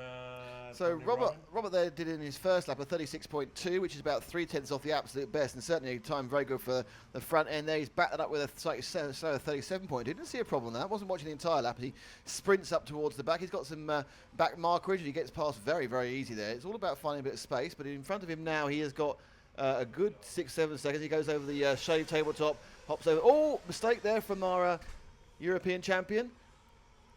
Not looking quite at home with the car at the moment, I'd say. It's not really the... Do you think that controversy, even though it isn't going to matter-of-factly really affect where he's going to be, do you think it's playing on his mind? Yeah, think so. I do think so, yes. It is not easy for the drivers to see when he have done well that they see the result discarded. But it also came into the strong mind of to be an European champion, you need to have a strong mind. So probably Bataille is switching off the problems and concentrated on driving, and he is doing quite well up to the moment. Forecasted for 5:31. We got a forecast of 5:33. Christoph Svensson, who's been doing well the whole time. I think we got a couple other 9. I think I looked at Alex said he was going for a 9, but unfortunately he just blew it. So the nine runners, there are 3 of them. It's Reckwood, Svensson, and Battle. Reckwood needs these points, and he actually will get the biggest gain because he's got the biggest numbers to lose effectively. So he will pick up. I think Danny really is just trying to get himself in the quarters. It's not the end of the world. Get the extra running tomorrow. Just costing a set of tyres. We've got a couple of issues. So let's just see if we can pick up number 3, who is our friend Christoph Svensson. He's going to go on the timing booth now, the Swede, and as he now is going up towards the top main corner. And he's that car flying there, and that's is indeed Mr. Svensson. I've been surprised by Christopher's performance. He's been consistently quick. He's never looked never looked. He's been quite at this top level. I mean, are you surprised by his performance this weekend? No. Coffee has been always a pretty good driver. Wow. Now that is your first example, Carlos, of the curse of the commentator. As soon as you said that, he crashed. Yeah, but Coffee is quite a good driver. I think he has been helped by the presence of Ronne Falk driving also a Kioso inside the Sweden team, so that he is not alone in Sweden driving the Kioso, and now he has a rival to train and to share experiences, and now he is improving by the presence of David Ronne Falk together with him. So no, so the Swedish. And another. That was a interesting. Well, that was lucky. And again, once again, an example that on the whole, these cars do a bit like cats. They do a pin to end on the right side down most of the time. Spins in there around the concrete section. This is probably my favourite bit in the bridge, and because you just get a bit of a tail out action. No, would he try a triple? No one's really trying a triple here. No, single, double. I mean, Timo might try it again. Bit too wide there. That wasn't a particularly good end corner. And the result of that was a 37.9. So those two little spinning errors cost him 2 seconds. That's probably not. He's still just on the nines. He must be quite quick. He got a 9. No, he's 8.5 flat. Danny Reckwood is looking significantly better. He's down for a safe 9 at 9.34. Roberts on for a 9.530, which would be a nice quick run if you could get it. Still with Christopher on his own. He's got not much traffic either. See, you drop back one car. That's Danny Reckwood. So the next car through is Danny Reckwood. And he needs this good time. And he's just managed to get past some traffic. Now, he's that's not what you want from someone behind you. That's a bit aggressive. The number 10 car, I think, needs to have a little bit of calm down message. He was going quite quickly, then he blew it himself, and he doesn't need to blow someone else's run by being over-aggressive, but he's coming up behind them. Last lap, 37.2 for Danny. I think that's when he actually went past Zancatin. He's now running quite happily. We have seen one or two corrections from Reckwood.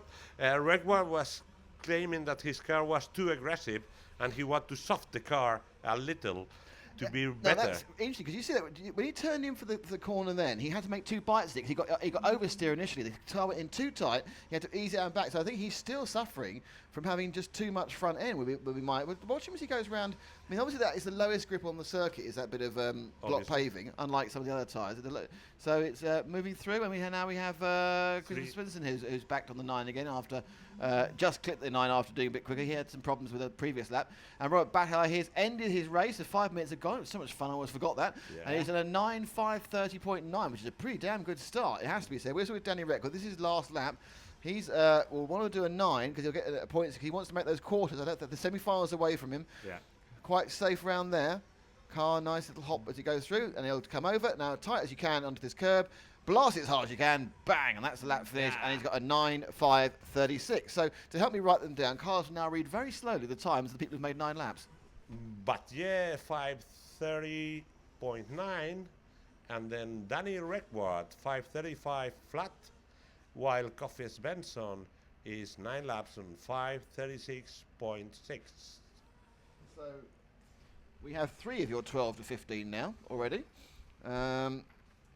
And it'll be interesting to see whether we have seen an increase or whether the track's quite similar. That's quite similar to the time that Robert got removed after the last round.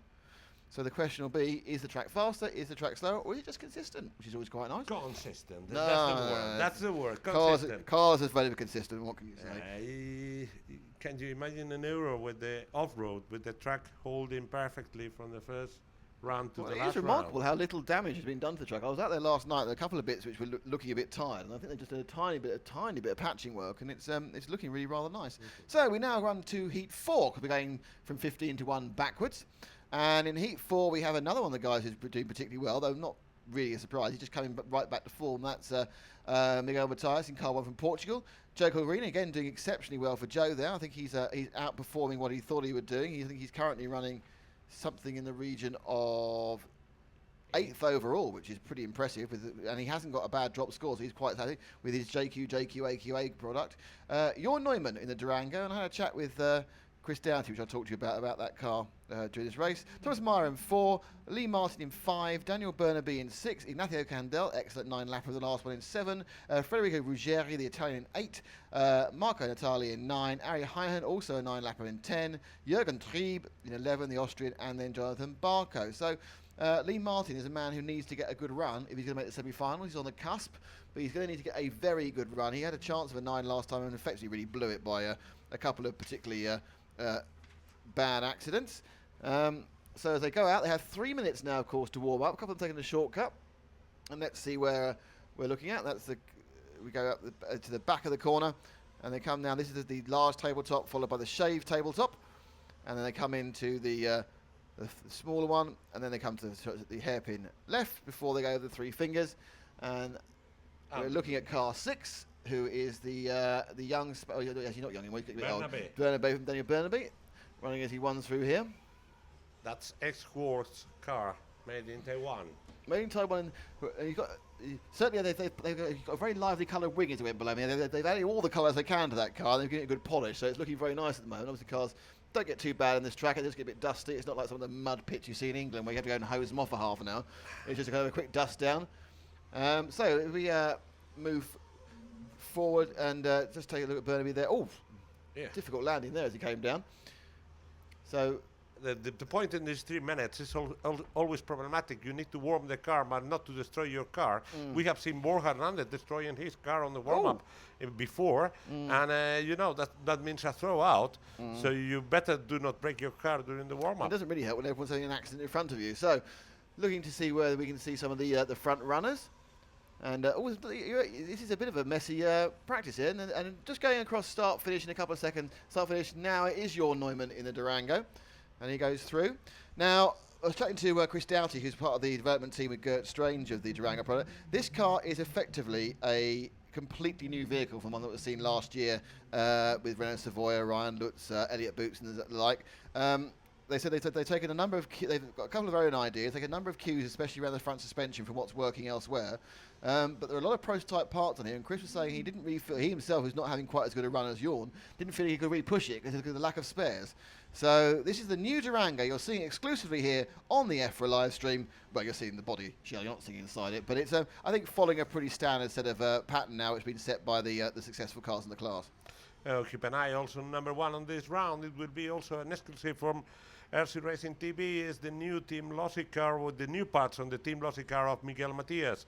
Keep in mind, only Matias and Darren Bloomfield has those parts. No other Lossy driver is entitled to have that material, and they are doing quite good with such among top 4.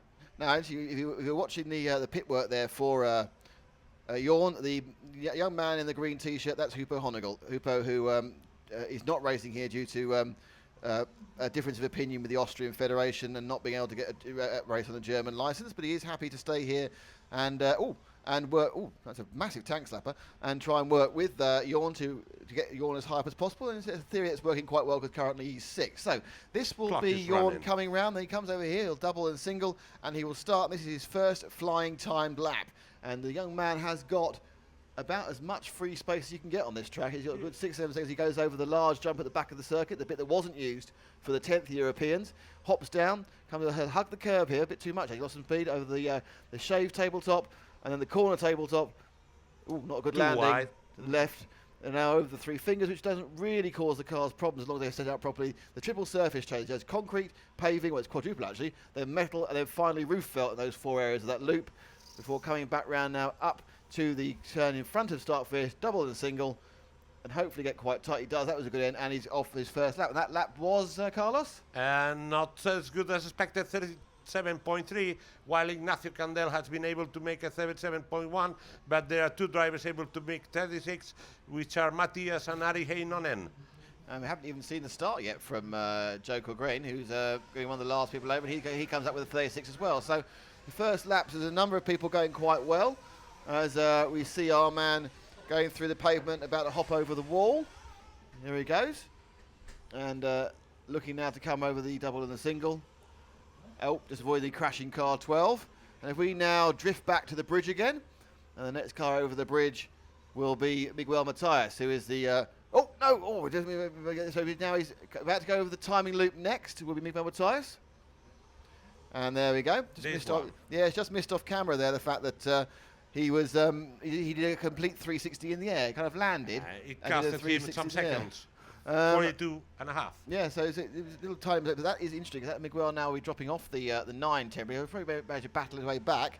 But Miguel, of course, overall on the rankings is having a rather good day. He's running 4th. Car's looking interestingly. I don't know. I wonder whether he's put on a different setup for this one. He's thought, right, I've got myself in the semis. The worst I'm going to be is 6th or 7th. The best I'm going to be is 3rd or 4th. And I'll try something different because the car doesn't look very settled at the moment. Now, of course, it could be he's got himself flustered. Who knows? But it just doesn't look very settled. He is looking for something different for the finals. Definitely, he is not going to not trying to improve his particular result in qualifying, but he's trying to find a setup for the 20 minutes, which is different than a setup for the 5 minutes. And It doesn't seem right. I mean, from the casual view, I say that car's not right at the rear. And again, that's come out every time, which makes me think he's in full scale terms, he's missing some rebound damping. Now, Yeah. obviously, that's not quite how it Yeah, again. yeah, you see again. He's I saw it. oversprung or underdamped, or the geometry isn't handling at the back, is it? So the rear of the car really isn't sticking. Luckily, this doesn't matter for him. He can turn it back to how it was. But it might be. Would he be thinking about look? he's trying something different. We have seen now he has flyed the triple, so he's trying different things. Probably he has gone wrong on the setup of the rear part, but probably he's thinking on something harder to resist for 20 minutes. Or we don't know if he is trying something different on tires on the rear. Because definitely the handling is not the same as it has been. It does seem to be certainly a rear end issue. Did double single that one, but that is a man who's got confidence. He's done 4 solid runs, 5th run. Let's try something different under race conditions, and you have to say that's something you need to respect from anybody who's prepared to do that. So where we're looking, your norm is back up, and is Ignacio Candel, who's doing well, and Joe Cochrane. Let's see if we can find Ignacio car 7. I'm looking at. He's going under the start finish now. In fact, car 7. Green. So we pick him up, and Ignacio, of course, did a 9 in the last run. He's racing up the charts. I mean, I think he's currently. I'm trying to see where he is at the moment. I think he's let's see if I can find him. He's down in 28th, which is in the quarters. I don't think he can do enough to get in the semis because he does have a couple of not particularly stellar runs earlier on. So yeah, it's a case of looking. He is starting on Euros because I think it should be his second Euro abroad Spain, not more. So he needs to get some experience at international level. You may be good at home, but when it comes to talk about international racing, you must come to the FIA European Championship, and then you need to be prepared for such big events. Yes, I want to let myself down there because Ignacio Candel, actually, I was reading the wrong sheet, which does happen occasionally when I'm trying to concentrate on 4 things at once, and he is actually in 20th. So he is a good run here could actually sneak him into the top 16. So he's running 20th at the moment with a 160 to drop. So another 9, and he may well, with 10 extra points, he is one of the guys who could push himself in. So the other person who could push himself is Lee Martin, but Lee is just clicking onto the 9 now. We're down to 45 seconds in the car 5. Ignacio's going round. We'll see if we can see where car 5 is at the moment. Oh, well, that's bad news for Jorn. Jorn's been taken out right in front of us. I'm afraid you can't see that, but so car 5 is going to start finish now. And you take him away, and that is Lee Martin, 5 flat. He missed the club. He missed the turn, so we're watching him. He doesn't know, but that is the end of Lee's push to the semi. So Lee will be in the quarter final. Ahead of Matthias, 5 flat, but 0.3. And Matthias has put in a not particularly good run, but it doesn't matter. He's got 4 good runs. Then Heinonen has entered into the club of the 9 lappers again with Candel, Quadrain, and Newman. So probably Newman faster. Candel has made 35.1. So this is quite interesting. You've got 4 guys in. 2 guys kind of missed it. Again, Lee, unfortunately. And then Newman is 36.6 because has a horrible last lap of 5 seconds on his roof. Yeah, he got hit right underneath the timing beam, just below me when I was looking out the window for someone else. And then Ari Heinonen, 36.9. So another quite slow one there. 36.9 for Heinonen and 36.6 for Neumann and the Candel. 35.1. 35.1. And the winner of this round is JQ with a 33.4. So far, JQ is the second fastest of the 7. So we've had a lot of very slow ones, lots right on the cusp there. So it's still the 30.9 of Robert Aye, who is the person who is leading this battle. Robert Aye is really the battle. So yeah, so we're now looking to move on to the third heat will be coming out in a second. As this one is, it's a non-stop here. I mean, there are slightly more gaps when we get to the finals, Ryan, and it's heat 3. And off you go, Carlos. Hello. So in heat 3, we're going to see Renault Savoia Le French Shark is ready to bite this event. Keep in mind, Savoia has one win actually in the last hit in the round 4, so he might be a challenger for the TQ position with number 2 Martin Bayer from Czech Republic. Martin is not having such luck as expected. With number 3 Yannick Aiguin, he can be. With number 4 Borja Hernandez, remember he broke on the last one. Number 5 the Portuguese Luis Rodrigo. Number 6 the German Carsten Keller. 7 Saloni from Finland. Then Jacopini from Italy and Karner from Austria. And then Cesco Gergely and Nicolas Renault from Hungary and France. And closing the heat, number 12 Christoph Doppelsberger from Austria. So we are now, okay, well, this is the, we still have 3 of the fast heats to go. Sorry for you who, we just had a little bit of, again, another catch up there from the glitch on the internet, so we should be connecting again soon. You'll be able to hear that we are now about to have heat 3 go by. So, this will involve a number of, Renault Savoia, of course, who won the last round. Renault currently is 2nd overall in the rankings, with a drop score, with a bigger drop score than Darren. So he needs a decent score. Otherwise, in this 3rd round, he's going to drop quite a bit because he has a 178 to get rid of as his 3rd best. Whereas Darren Bloomfield currently at top is a 183, which he's currently. So Darren Bloomfield really is going to be worse 2nd. I think maybe unless our friend Renault picks up a pole or Dave Runnerfuck gets the winner, that'll be it for him as well. So looking at it in that way. So as we wait for them to go out, the 3 minutes started. The cars. They've released them quite late there. Here they go. Here they go. They released them 30 seconds late on the warm-up there, which is hopefully that won't cause the same problem in Portugal last week. I don't want to run this whole round again. And we pick up 3 cars there before they go to the flattened tabletop. The corner tabletop. Let's see what's taking Frank's fancy. Frank's fancy is taken by 2 cars crashing, and he's now moving with the number I think it's number 11 car. That's the 11 car of Nicolas Renault. The Fox, I believe. No, it's spelled differently, actually, Renault, which is Fox. No, but that's Renault Savoia is number 1. Renault Nicolas is another guy. Oh, someone into the wall. Is it still working? Yes, it is. Okay, Borja in front. I think of that who has gone into the wall. He's jumping the double at the end and making the curve and downhill. That's Borja. We move forward 1 car. Let's see if we can see Borja Hernandez. There we go. Yeah. Borja is on. He had a disaster in the last round because he didn't actually get past his part of the procedure because he broke his car during the warm-up. The rear was a rear suspension failure of some sort. So he does need, even though he is doing quite well, he's currently in 10th. He probably needs 1 more decent time just to be sure he'll make those semis straight through. No, he is in semis straight through. The problem, the point is, will he have a low number or not? Actually, he has 2 10s and 1 6, and that put him inside the semis without any doubt. But which is the number to wear on the starting line? We will see. And he's been hunted down behind him by Mr. Savoia himself. So we have Renault, who actually flown over him, which I think is showing off at the best of times. Mistake by Borja. They both got put off by the marshal trying to get on the track there to marshal them. So I wouldn't put that as a mistake. That's one of those things where you're trying to avoid the marshal and the track, and one that you have to hit one of them. As Renault now is he's got 30 seconds. So he should come in and get a drink at the end of this one, and so he's going to go straight through because his next lap will be a start. That's not worked very well because sweeping out in front of him is traffic, who's let him go in the shape of the white car, which I believe Karner. It was Karner. So I think we were asked to. I think Carsten Karner has been asked to show it, and we will do it in a minute.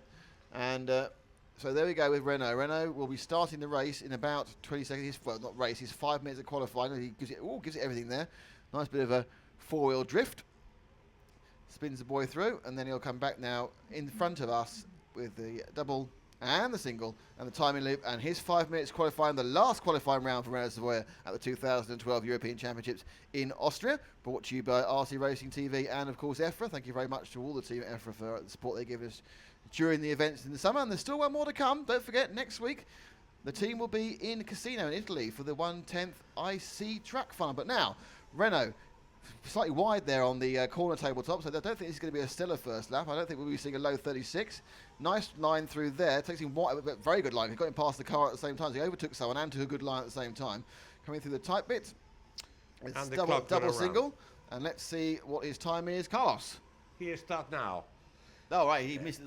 That was his first. He missed it. I thought, there we are. He missed it by a couple of seconds last time. Yeah. They actually did reset the clock because they So missed now the he warm-up is time. competing. Now Savoia is competing. His line is quite good. And we have seen his car easy flying, and he will do the triple very easy and very nice. And now inside, and then the three fingers, and then under the bridge, and then he will go wide a little. Oh, too wide, I think. Yes. Too much. He gave it too much. What happens is the Scandinavian flip, which is the rally driver thing. If you lose momentum, suddenly you actually do stop, and that costs you time. You keep it flowing, you're moving the whole time. He actually had to stop in the middle of that, and that gave him a 36.9.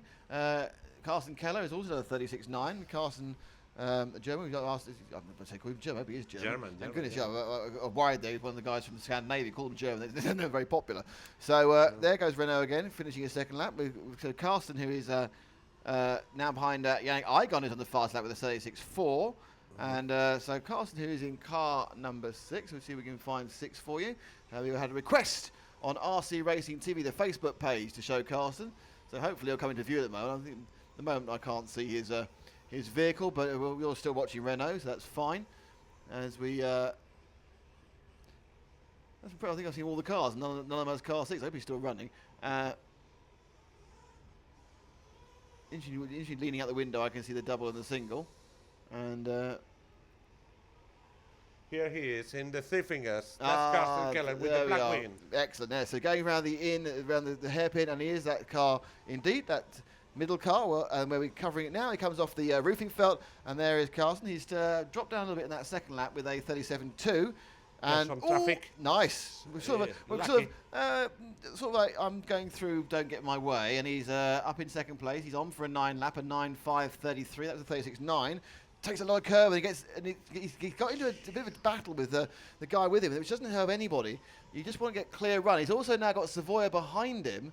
So it's kind of Savoia, you can see in the background. Savoia is quicker. It was a 7 who he had the battle with a second ago, who is Savoia is pressure and putting pressure and pass Carsten and he's Keller. gone past Carsten there, so that was quite nice. We let him through. So we got through. Carsten now, therefore, has dropped at least a second and a half from Savoia, who just went past him. So wide, and I think that's going to pay against him. Indeed, Carsten has done that last lap at 38, so he needs to pick up some speed. So it is Savoia from the 9 lapping of. In fact, Nicola Renault is looking for a 9 lap as well at the moment, according to the timing. So as well as Renault Savoia. So there's 2 Renaults. That's Savoia absolutely destroyed his run. I'm afraid by Carsten there. He came in, parked the corner, took him, they got tangled up, and that is massive. Both of them have had their runs ruined. Savoia, that's it, head gone, trying to recover. More problems behind us as Carsten hits someone else again. So that is certainly a lap that Carsten Keller's going to want to forget. I'm sure Savoia has a 42. That's his run gone. Keller probably has something even worse. He's got a 44.9.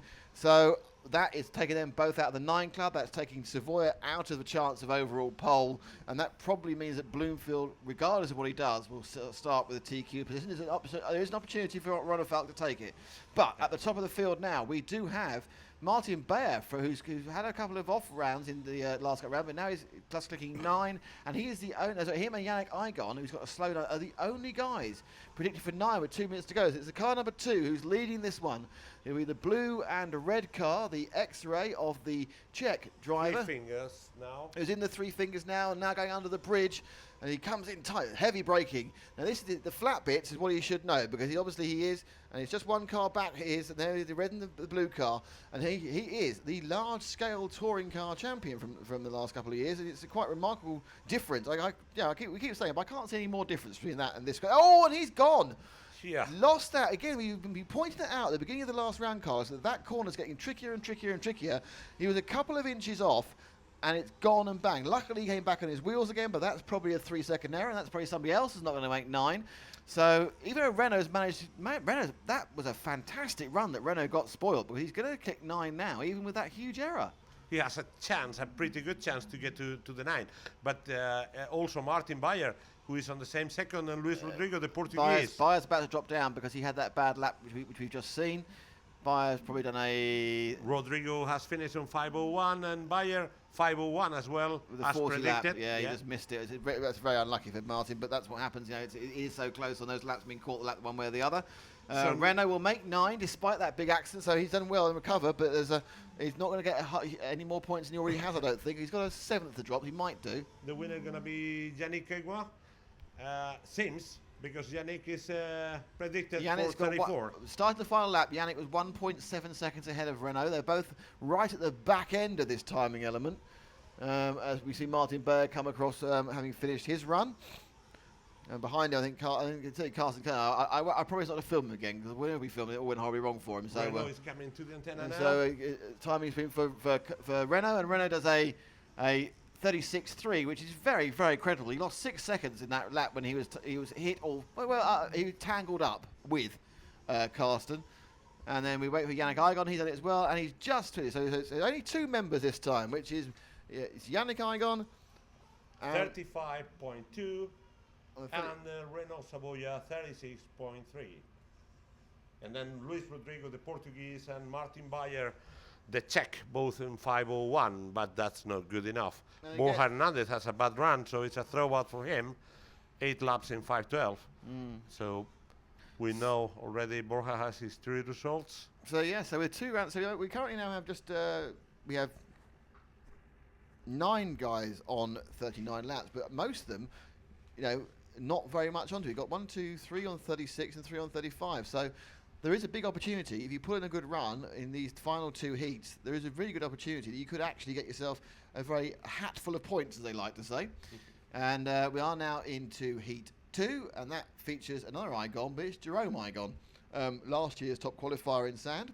Then we have Neil Cragg. Neil definitely needs to get a reasonable time. He hasn't got his 3rd result is appalling, so he doesn't want to have to count that one. Then we have Jerome Sartell, who's also doing reasonably well. I think he's probably got issues with where he needs to have a throwaway as well. Indeed, he's in 21st, and he needs to get a good result for Sartell to make the same. Timu Linu, who we believe is not feeling 100% with food poisoning, so he's putting up a relative. 14. He's in 14th, but he's got 2 throwaways already covered, so he has to get a time this time. Dave Ronefalk, he's the guy who could take pole still. He has a win and a 3rd. With a win in this round, I think he might get the overall pole. The only person who can really take it away from Darren Bloomfield. He is in car number, looking the wrong way, he's in car number 5, car 6, Andreas Bartels of Germany. Mirko Bianchi in Italy is in 7, Stefan Baez in 8, Ricardo Montero 9, Fredericia de Gysi in 10, Patrick Schweizer in 11 from Austria, and Alessandro Stocco. So we are rolling, the cars are out, that bright pink car, well I know who that is, that's Jerome Sartell. He's obviously pretty confident in his colour schemes, and he is there going through. Jerome has 2 decent scores and 2 rubbish scores. And the problem is now that he wants to get a score, because otherwise he'll have to count one of his really bad scores. So he needs to put up something in the 175s to 180s. He's got the speed to do it. This, of course, again, is still the race. It's still 2 minutes the race starts officially. The bright pink car, the car 3, the Frenchman, Sartell. As he goes now down, we'll be trying anything different. I've been trying to line a very, very wide line out there. Okay. Just seeing, just to give it a go, see if it works. How does it, it might be slower as you go around the corner, but does it set you up faster for a following part of the track? 2+1, and then the antenna slightly wider, but it's not wrong unless Problems. it's on the starting moment. So We have seen Jerome on the roof, but saved by the marshal. So we're looking around and we can see that most of the cars are out there. Let's see if we can see Timu. I don't know whether he's, I'm sure he is well enough to drive. Yeah. As we The look 3 at, fingers look in some way critical for Jerome Sartell. There's a Remember, few he's cars driving the pitting. Agama, taking some risks. Some risk here there.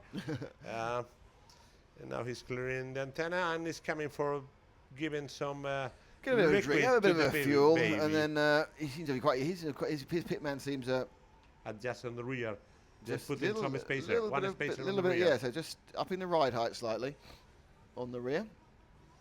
And they're touching also the engine a little. And they've teched it, they've got a couple of, not quite happy there, are they? They're just fiddling about. He's got some, is that super glue? Or is that, super glue. it looks like super glue. I can't think. Yeah, I think what happened was, I think he lost the spacers, so they've now tried to glue those little spacers in, I think. Uh-huh. And he's resting to get away. He's slowed down, try and make himself a bit of space, and away goes Jerome. And there is still 24 seconds. Immediately ahead of him, I've no idea. It's one of the many very popular red and orange cars that we have in this. Yeah, but in this he has luckily. it's got through him, and he's got a reasonable amount of space in front of him. That was actually no, he's not happy there either. That was Car. Oh, The let car him in go. front of him gonna be That car was number car 10 of 12. Tegesi.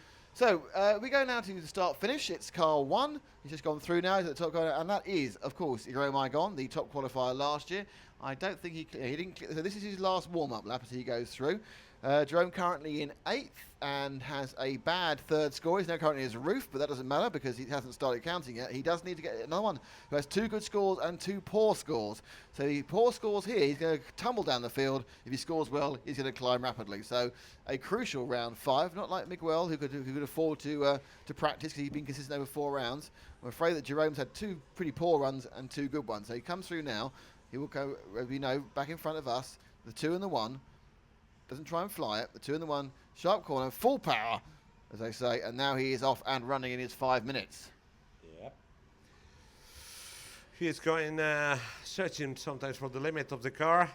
You see he is making some corrections on that big curve. Here is managing quite well, and probably the corner will be done perfectly as well. Maybe too wide. Someone on his roof, seems like, but it was not him. And he goes for the sweeper, going wide, slightly less than before. Oh, what a lucky. That was more acrobatics, but he just got a.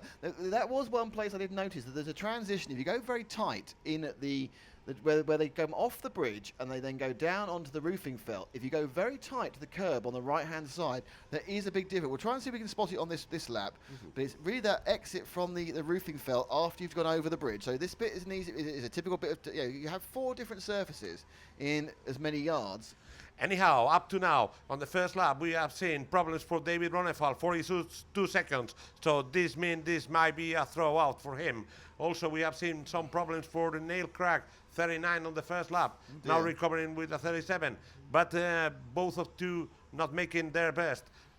So in top, Teemu Leino with 2 laps on 36. And Teemu now about to go over the 3 fingers. So Teemu, he's getting a good run in. We understand he's been suffering from food poisoning.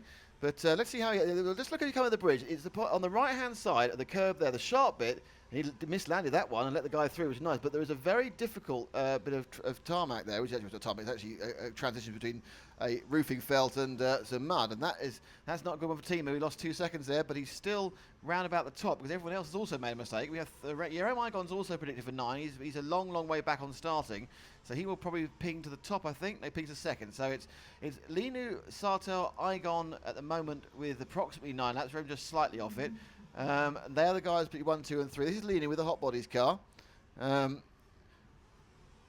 Looking much more at home. Now the key thing here, first of all, look to your left. That's the big divot there. He goes over it but flies it, whereas it caught out Igon. Now will he triple this? Yes, he does. And I think that's quicker cars. I don't think it's risky, and I think it's quicker.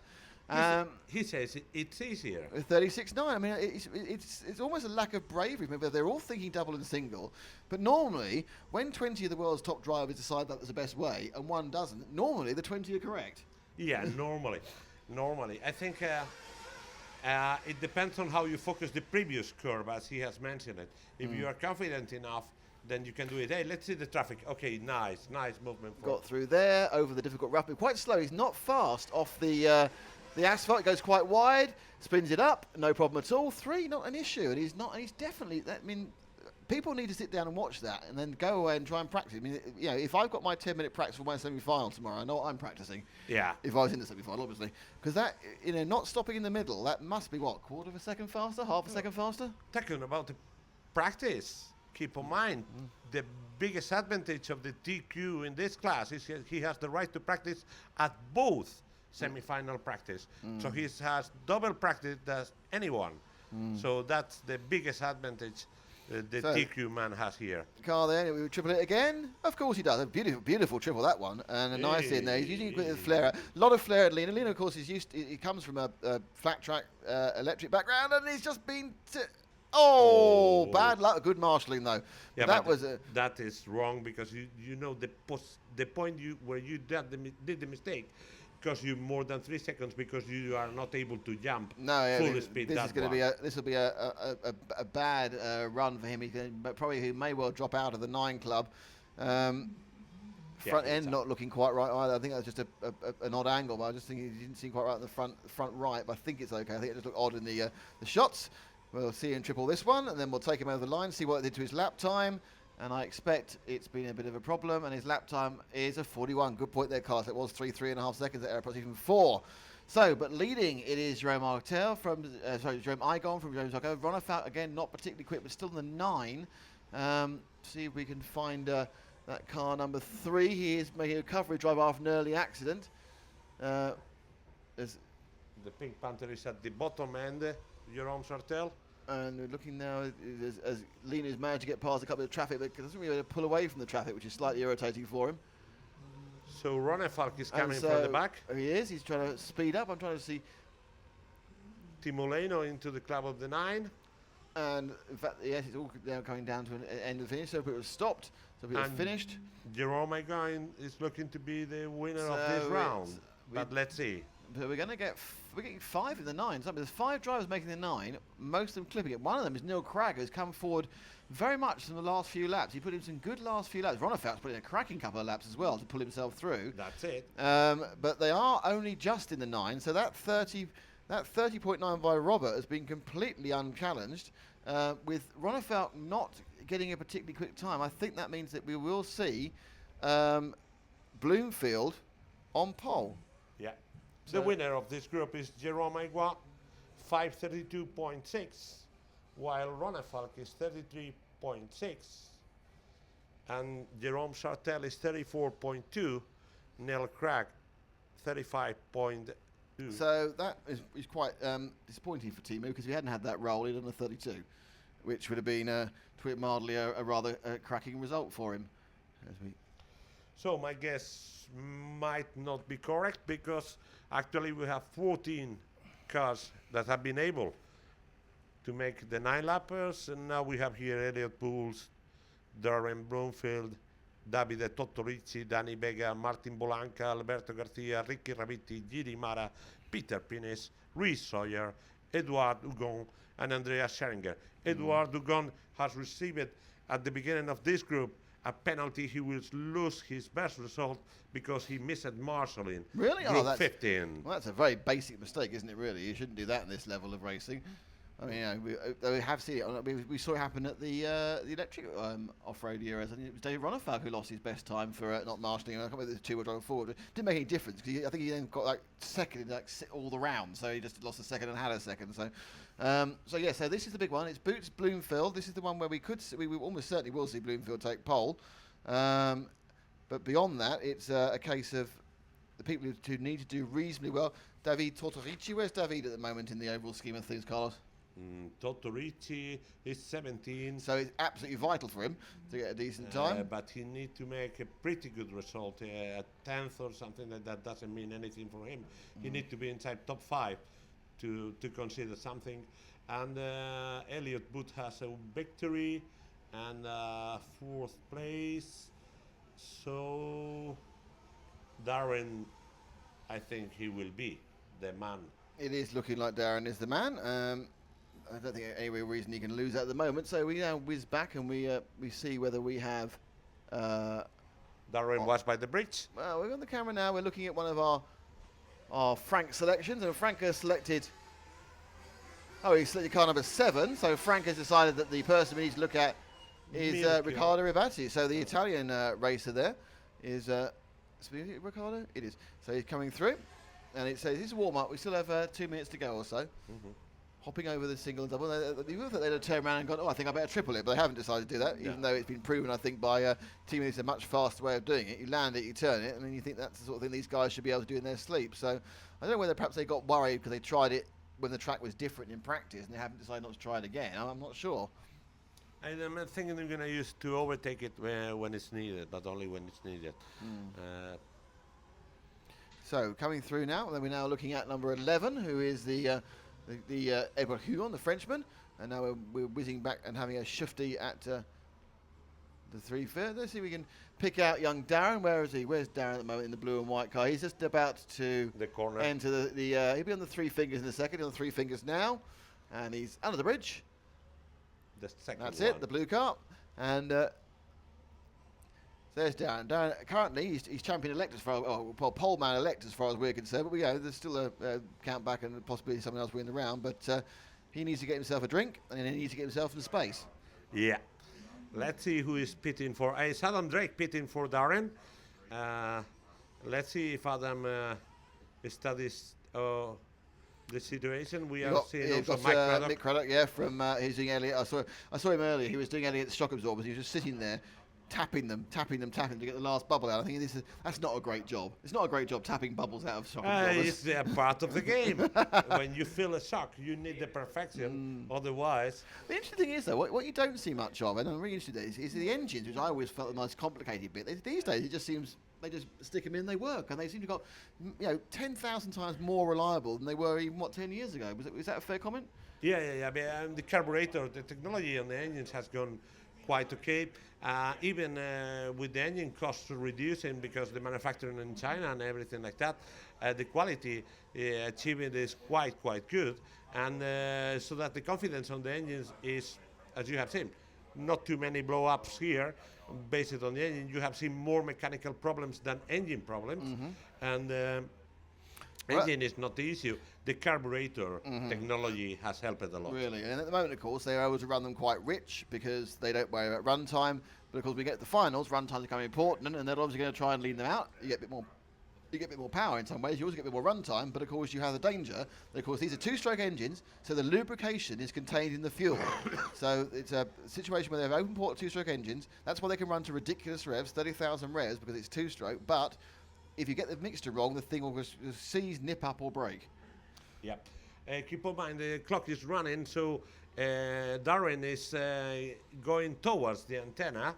So he backside that. He's let through very nicely there. He has already clicked his he? clock. Oh, right. Yeah. So he's on his racing first lap, actually. And he was let through there by 12 very nice. He's got 0 frame. He hasn't been given a particularly good position, I think. He's found himself in quite a bit of traffic.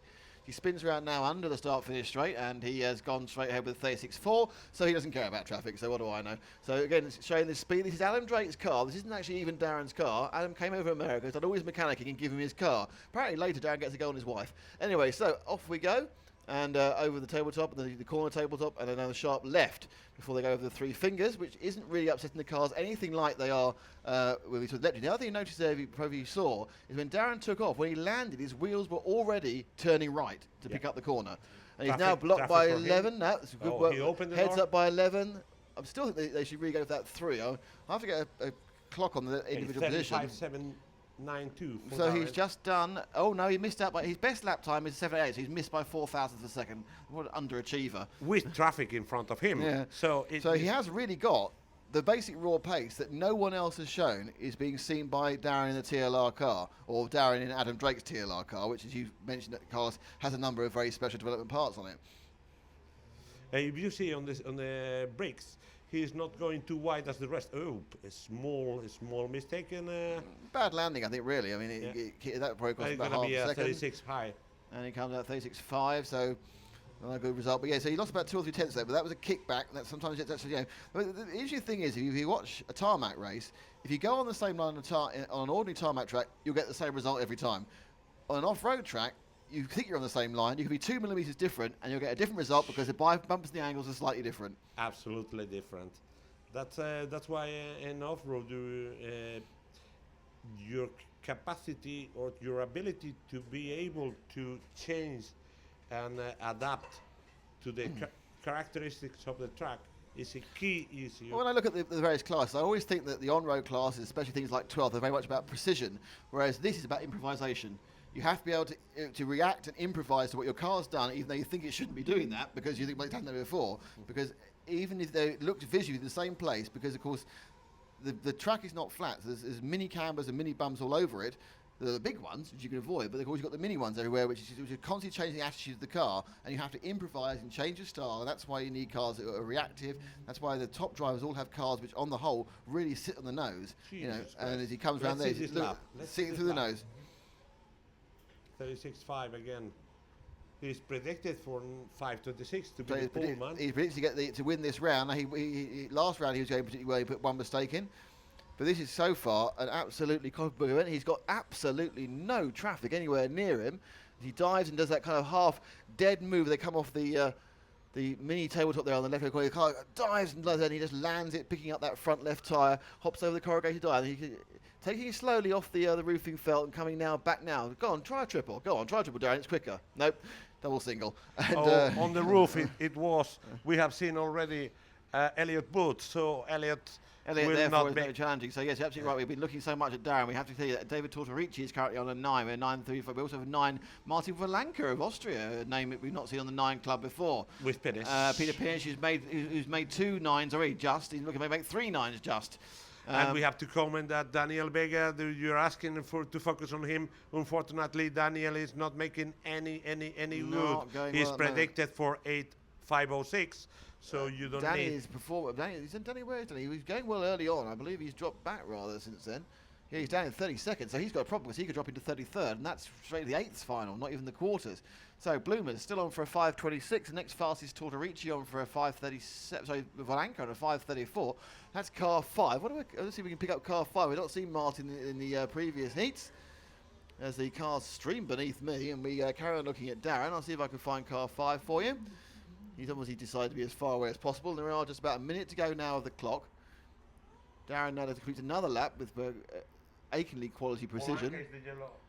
And so now Valanka is going over the 3 fingers. He's got the light fluorescent top and then a blue and a red behind him. He's just a bit ahead of that one. And there we are. That's Martin. As he spins around, it's interesting. They do like their fluorescent yellow, don't they, in these classes? It's amazing. It's I haven't quite worked out why it's so popular. They move through now, and this is now basically he's now on his last lap, Martin. And he is going to make the club of 9, which is going to give him a massive boost of points. It's nice safe jump there as he now comes over, hop down, step off, move around now over this shaved table before the corner table. Will he do the dying corner? No, he didn't. He kind of half did it in kind of a slightly poor takeoff. I think he's got it wobbled. I think he's realised he's on 9. It's got to him because he's made a couple of kind of his confidence. He's decided, I'm not attacking. I'm taking what I've got. I'm not going to attack. Well, actually, no, Martin, you've got to attack because you don't know how close it is at this slow sort of 9 lap phase. And he takes the 9s, but it is Darren Bloomfield who wins the race, and Darren Bloomfield wins the round. And therefore is TQ of the race. So we have a British TQ for the European Championship. Darren Bloomfield there with a 5 in 26. So he won that one by 4 seconds. Robert Bataille took a second.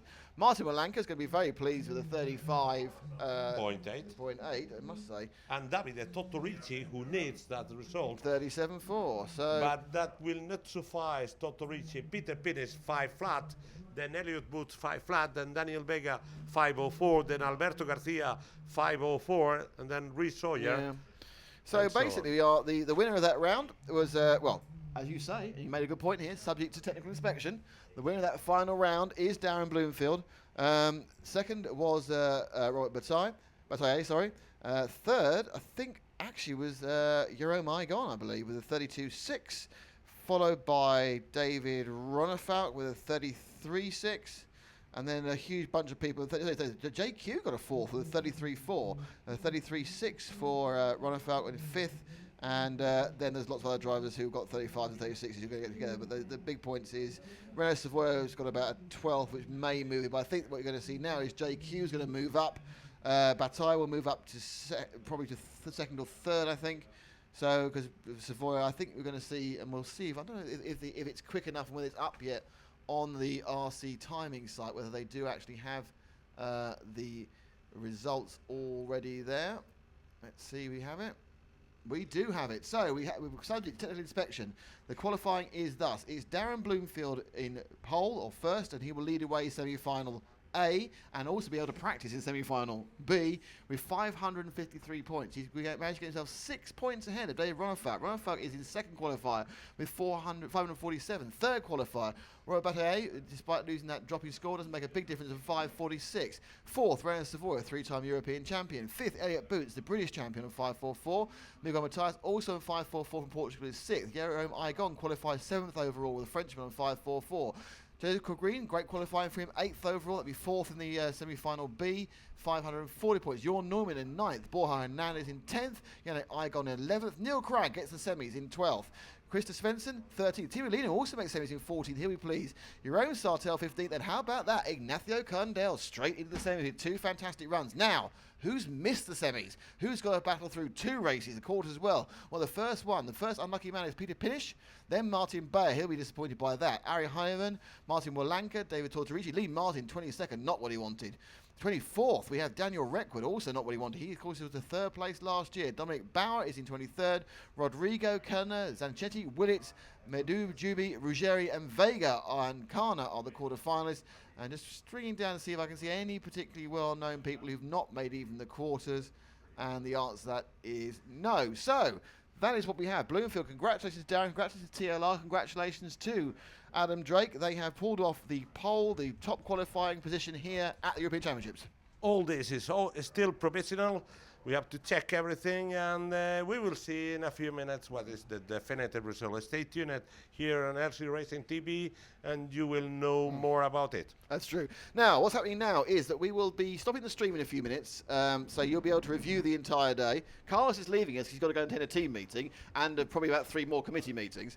And then we will have later on with the lower finals, we will be doing with just a fixed camera. We will restart the stream for that, so it'll be if you're watching on RC TV, or if you're watching on the mainstream on the YouTube page, it will still be there. If you're watching embedded on EFRA, I'd go somewhere else, in fairness. So basically, they will restart the stream on a different thing for the sub-finals. Tomorrow, we'll come back and we will be showing the sub-finals on a fixed camera, and then from the quarterfinals onwards, it'll be moving camera action, commentary. We'll have the silky skills on the lens of Matt McCallum. Yes, it's quite funny. Matt's editing next to me. I keep mentioning it. He keeps thinking I'm going to ask him a question. But in the meantime, if you want to ask any questions, if you want to join, please join the RC Racing TV Facebook group. If you want to ask me any questions, do it on there or at RC Racing.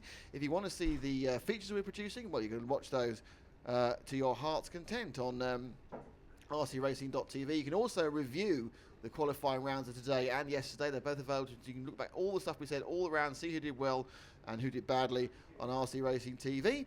And in the meantime, we'll say goodbye. The 2048 semi. That is starting in about approximately 5:30. So an hour and 45 minutes to stream back up with the very sub-finals. And tomorrow we'll be back on air probably about 10 o'clock as we begin to go through the day. So, thank you all for watching, and what we'll do, just for a bit of fun, I'm going to try and do something clever, and I'm going to play out our review of Thursday as you go and enjoy, and then we will close the stream down, and we'll open up again at 3:30. Well, hello and welcome to Austria, faring for the next stop on the European EFRA Tour. It's the 1/8 Off-Road European Championships. Hello and welcome to Austria, faring for the next stop on the European EFRA Tour. It's the 1/8 Off-Road European Championships.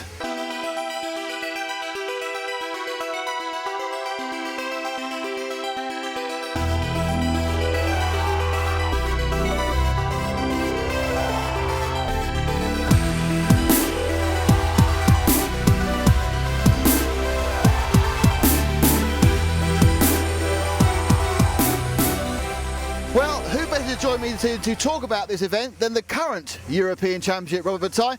Robert, first of all, your impressions of this fairing circuit? Yeah, it's like we came in the warm-up, and it's a real fast track. I mean, the typical European track. So I like it. It's grippy now, and it's not so bumpy. So for me, it's so good. Carlos Gomez described it as an easy track. Would you agree? It's such an easy track. It's not a real difficult track, but I mean we are all in maybe 5 seconds, you know. So it's difficult in terms that you have a little mistake and you lose 3 or 4 positions. So it's not as easy as it seems. So obviously we've just had the first day of qualifying, 3 rounds. How has your Thursday gone? Yeah, not bad. I mean, we are not used to qualifying really good. But I make 1/3, 1/4, and now I think I'm 4th. I'm 4th in the last one, I think. So it's so good because you have 2 seconds from the TQ, so it's not a lot. But we will see tomorrow, and we will see mainly on Saturday. So that's Robert, the current champion, and the man who's leading the points after 30 qualifying, and possibly therefore the favourite to become this year's champion. It's well, I could say it's Britain's Elliot Boots. Elliot, a pretty impressive day today. Yeah, it was a good start. Hopefully we're going to continue on to tomorrow. Last run wasn't too great. I think I overdrove the car a slight bit, a few mistakes, but I think it was 5th in the round, so it wasn't too bad. Just been crowned British champion.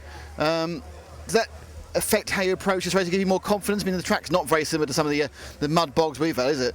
No, yeah, you're right. Yeah, although it did rain today, so it wasn't too bad though. No, it doesn't change my approach to this race. I'm still going to come here and just drive the best I can. Not going to take it for granted. Everyone's fast, so just going to keep on doing what I'm doing. Now, you've banked enough points to guarantee a semi-final place already. How do you approach the 2 rounds tomorrow? Like I did today, just try and drive my heart out.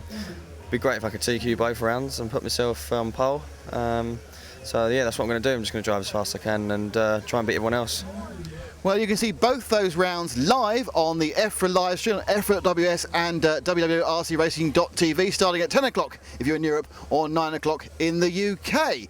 And don't forget, if you missed Elliot's stellar performances today, they're also available in the archive. You go to rcracing.tv, you'll be able to see the whole live stream from today. There's 2 hours of moving camera and commentary with me and Carlos Gomez, not to be missed. So don't forget, tune in tomorrow to EFRA.ws for our live stream, which is also available on rcracing.tv.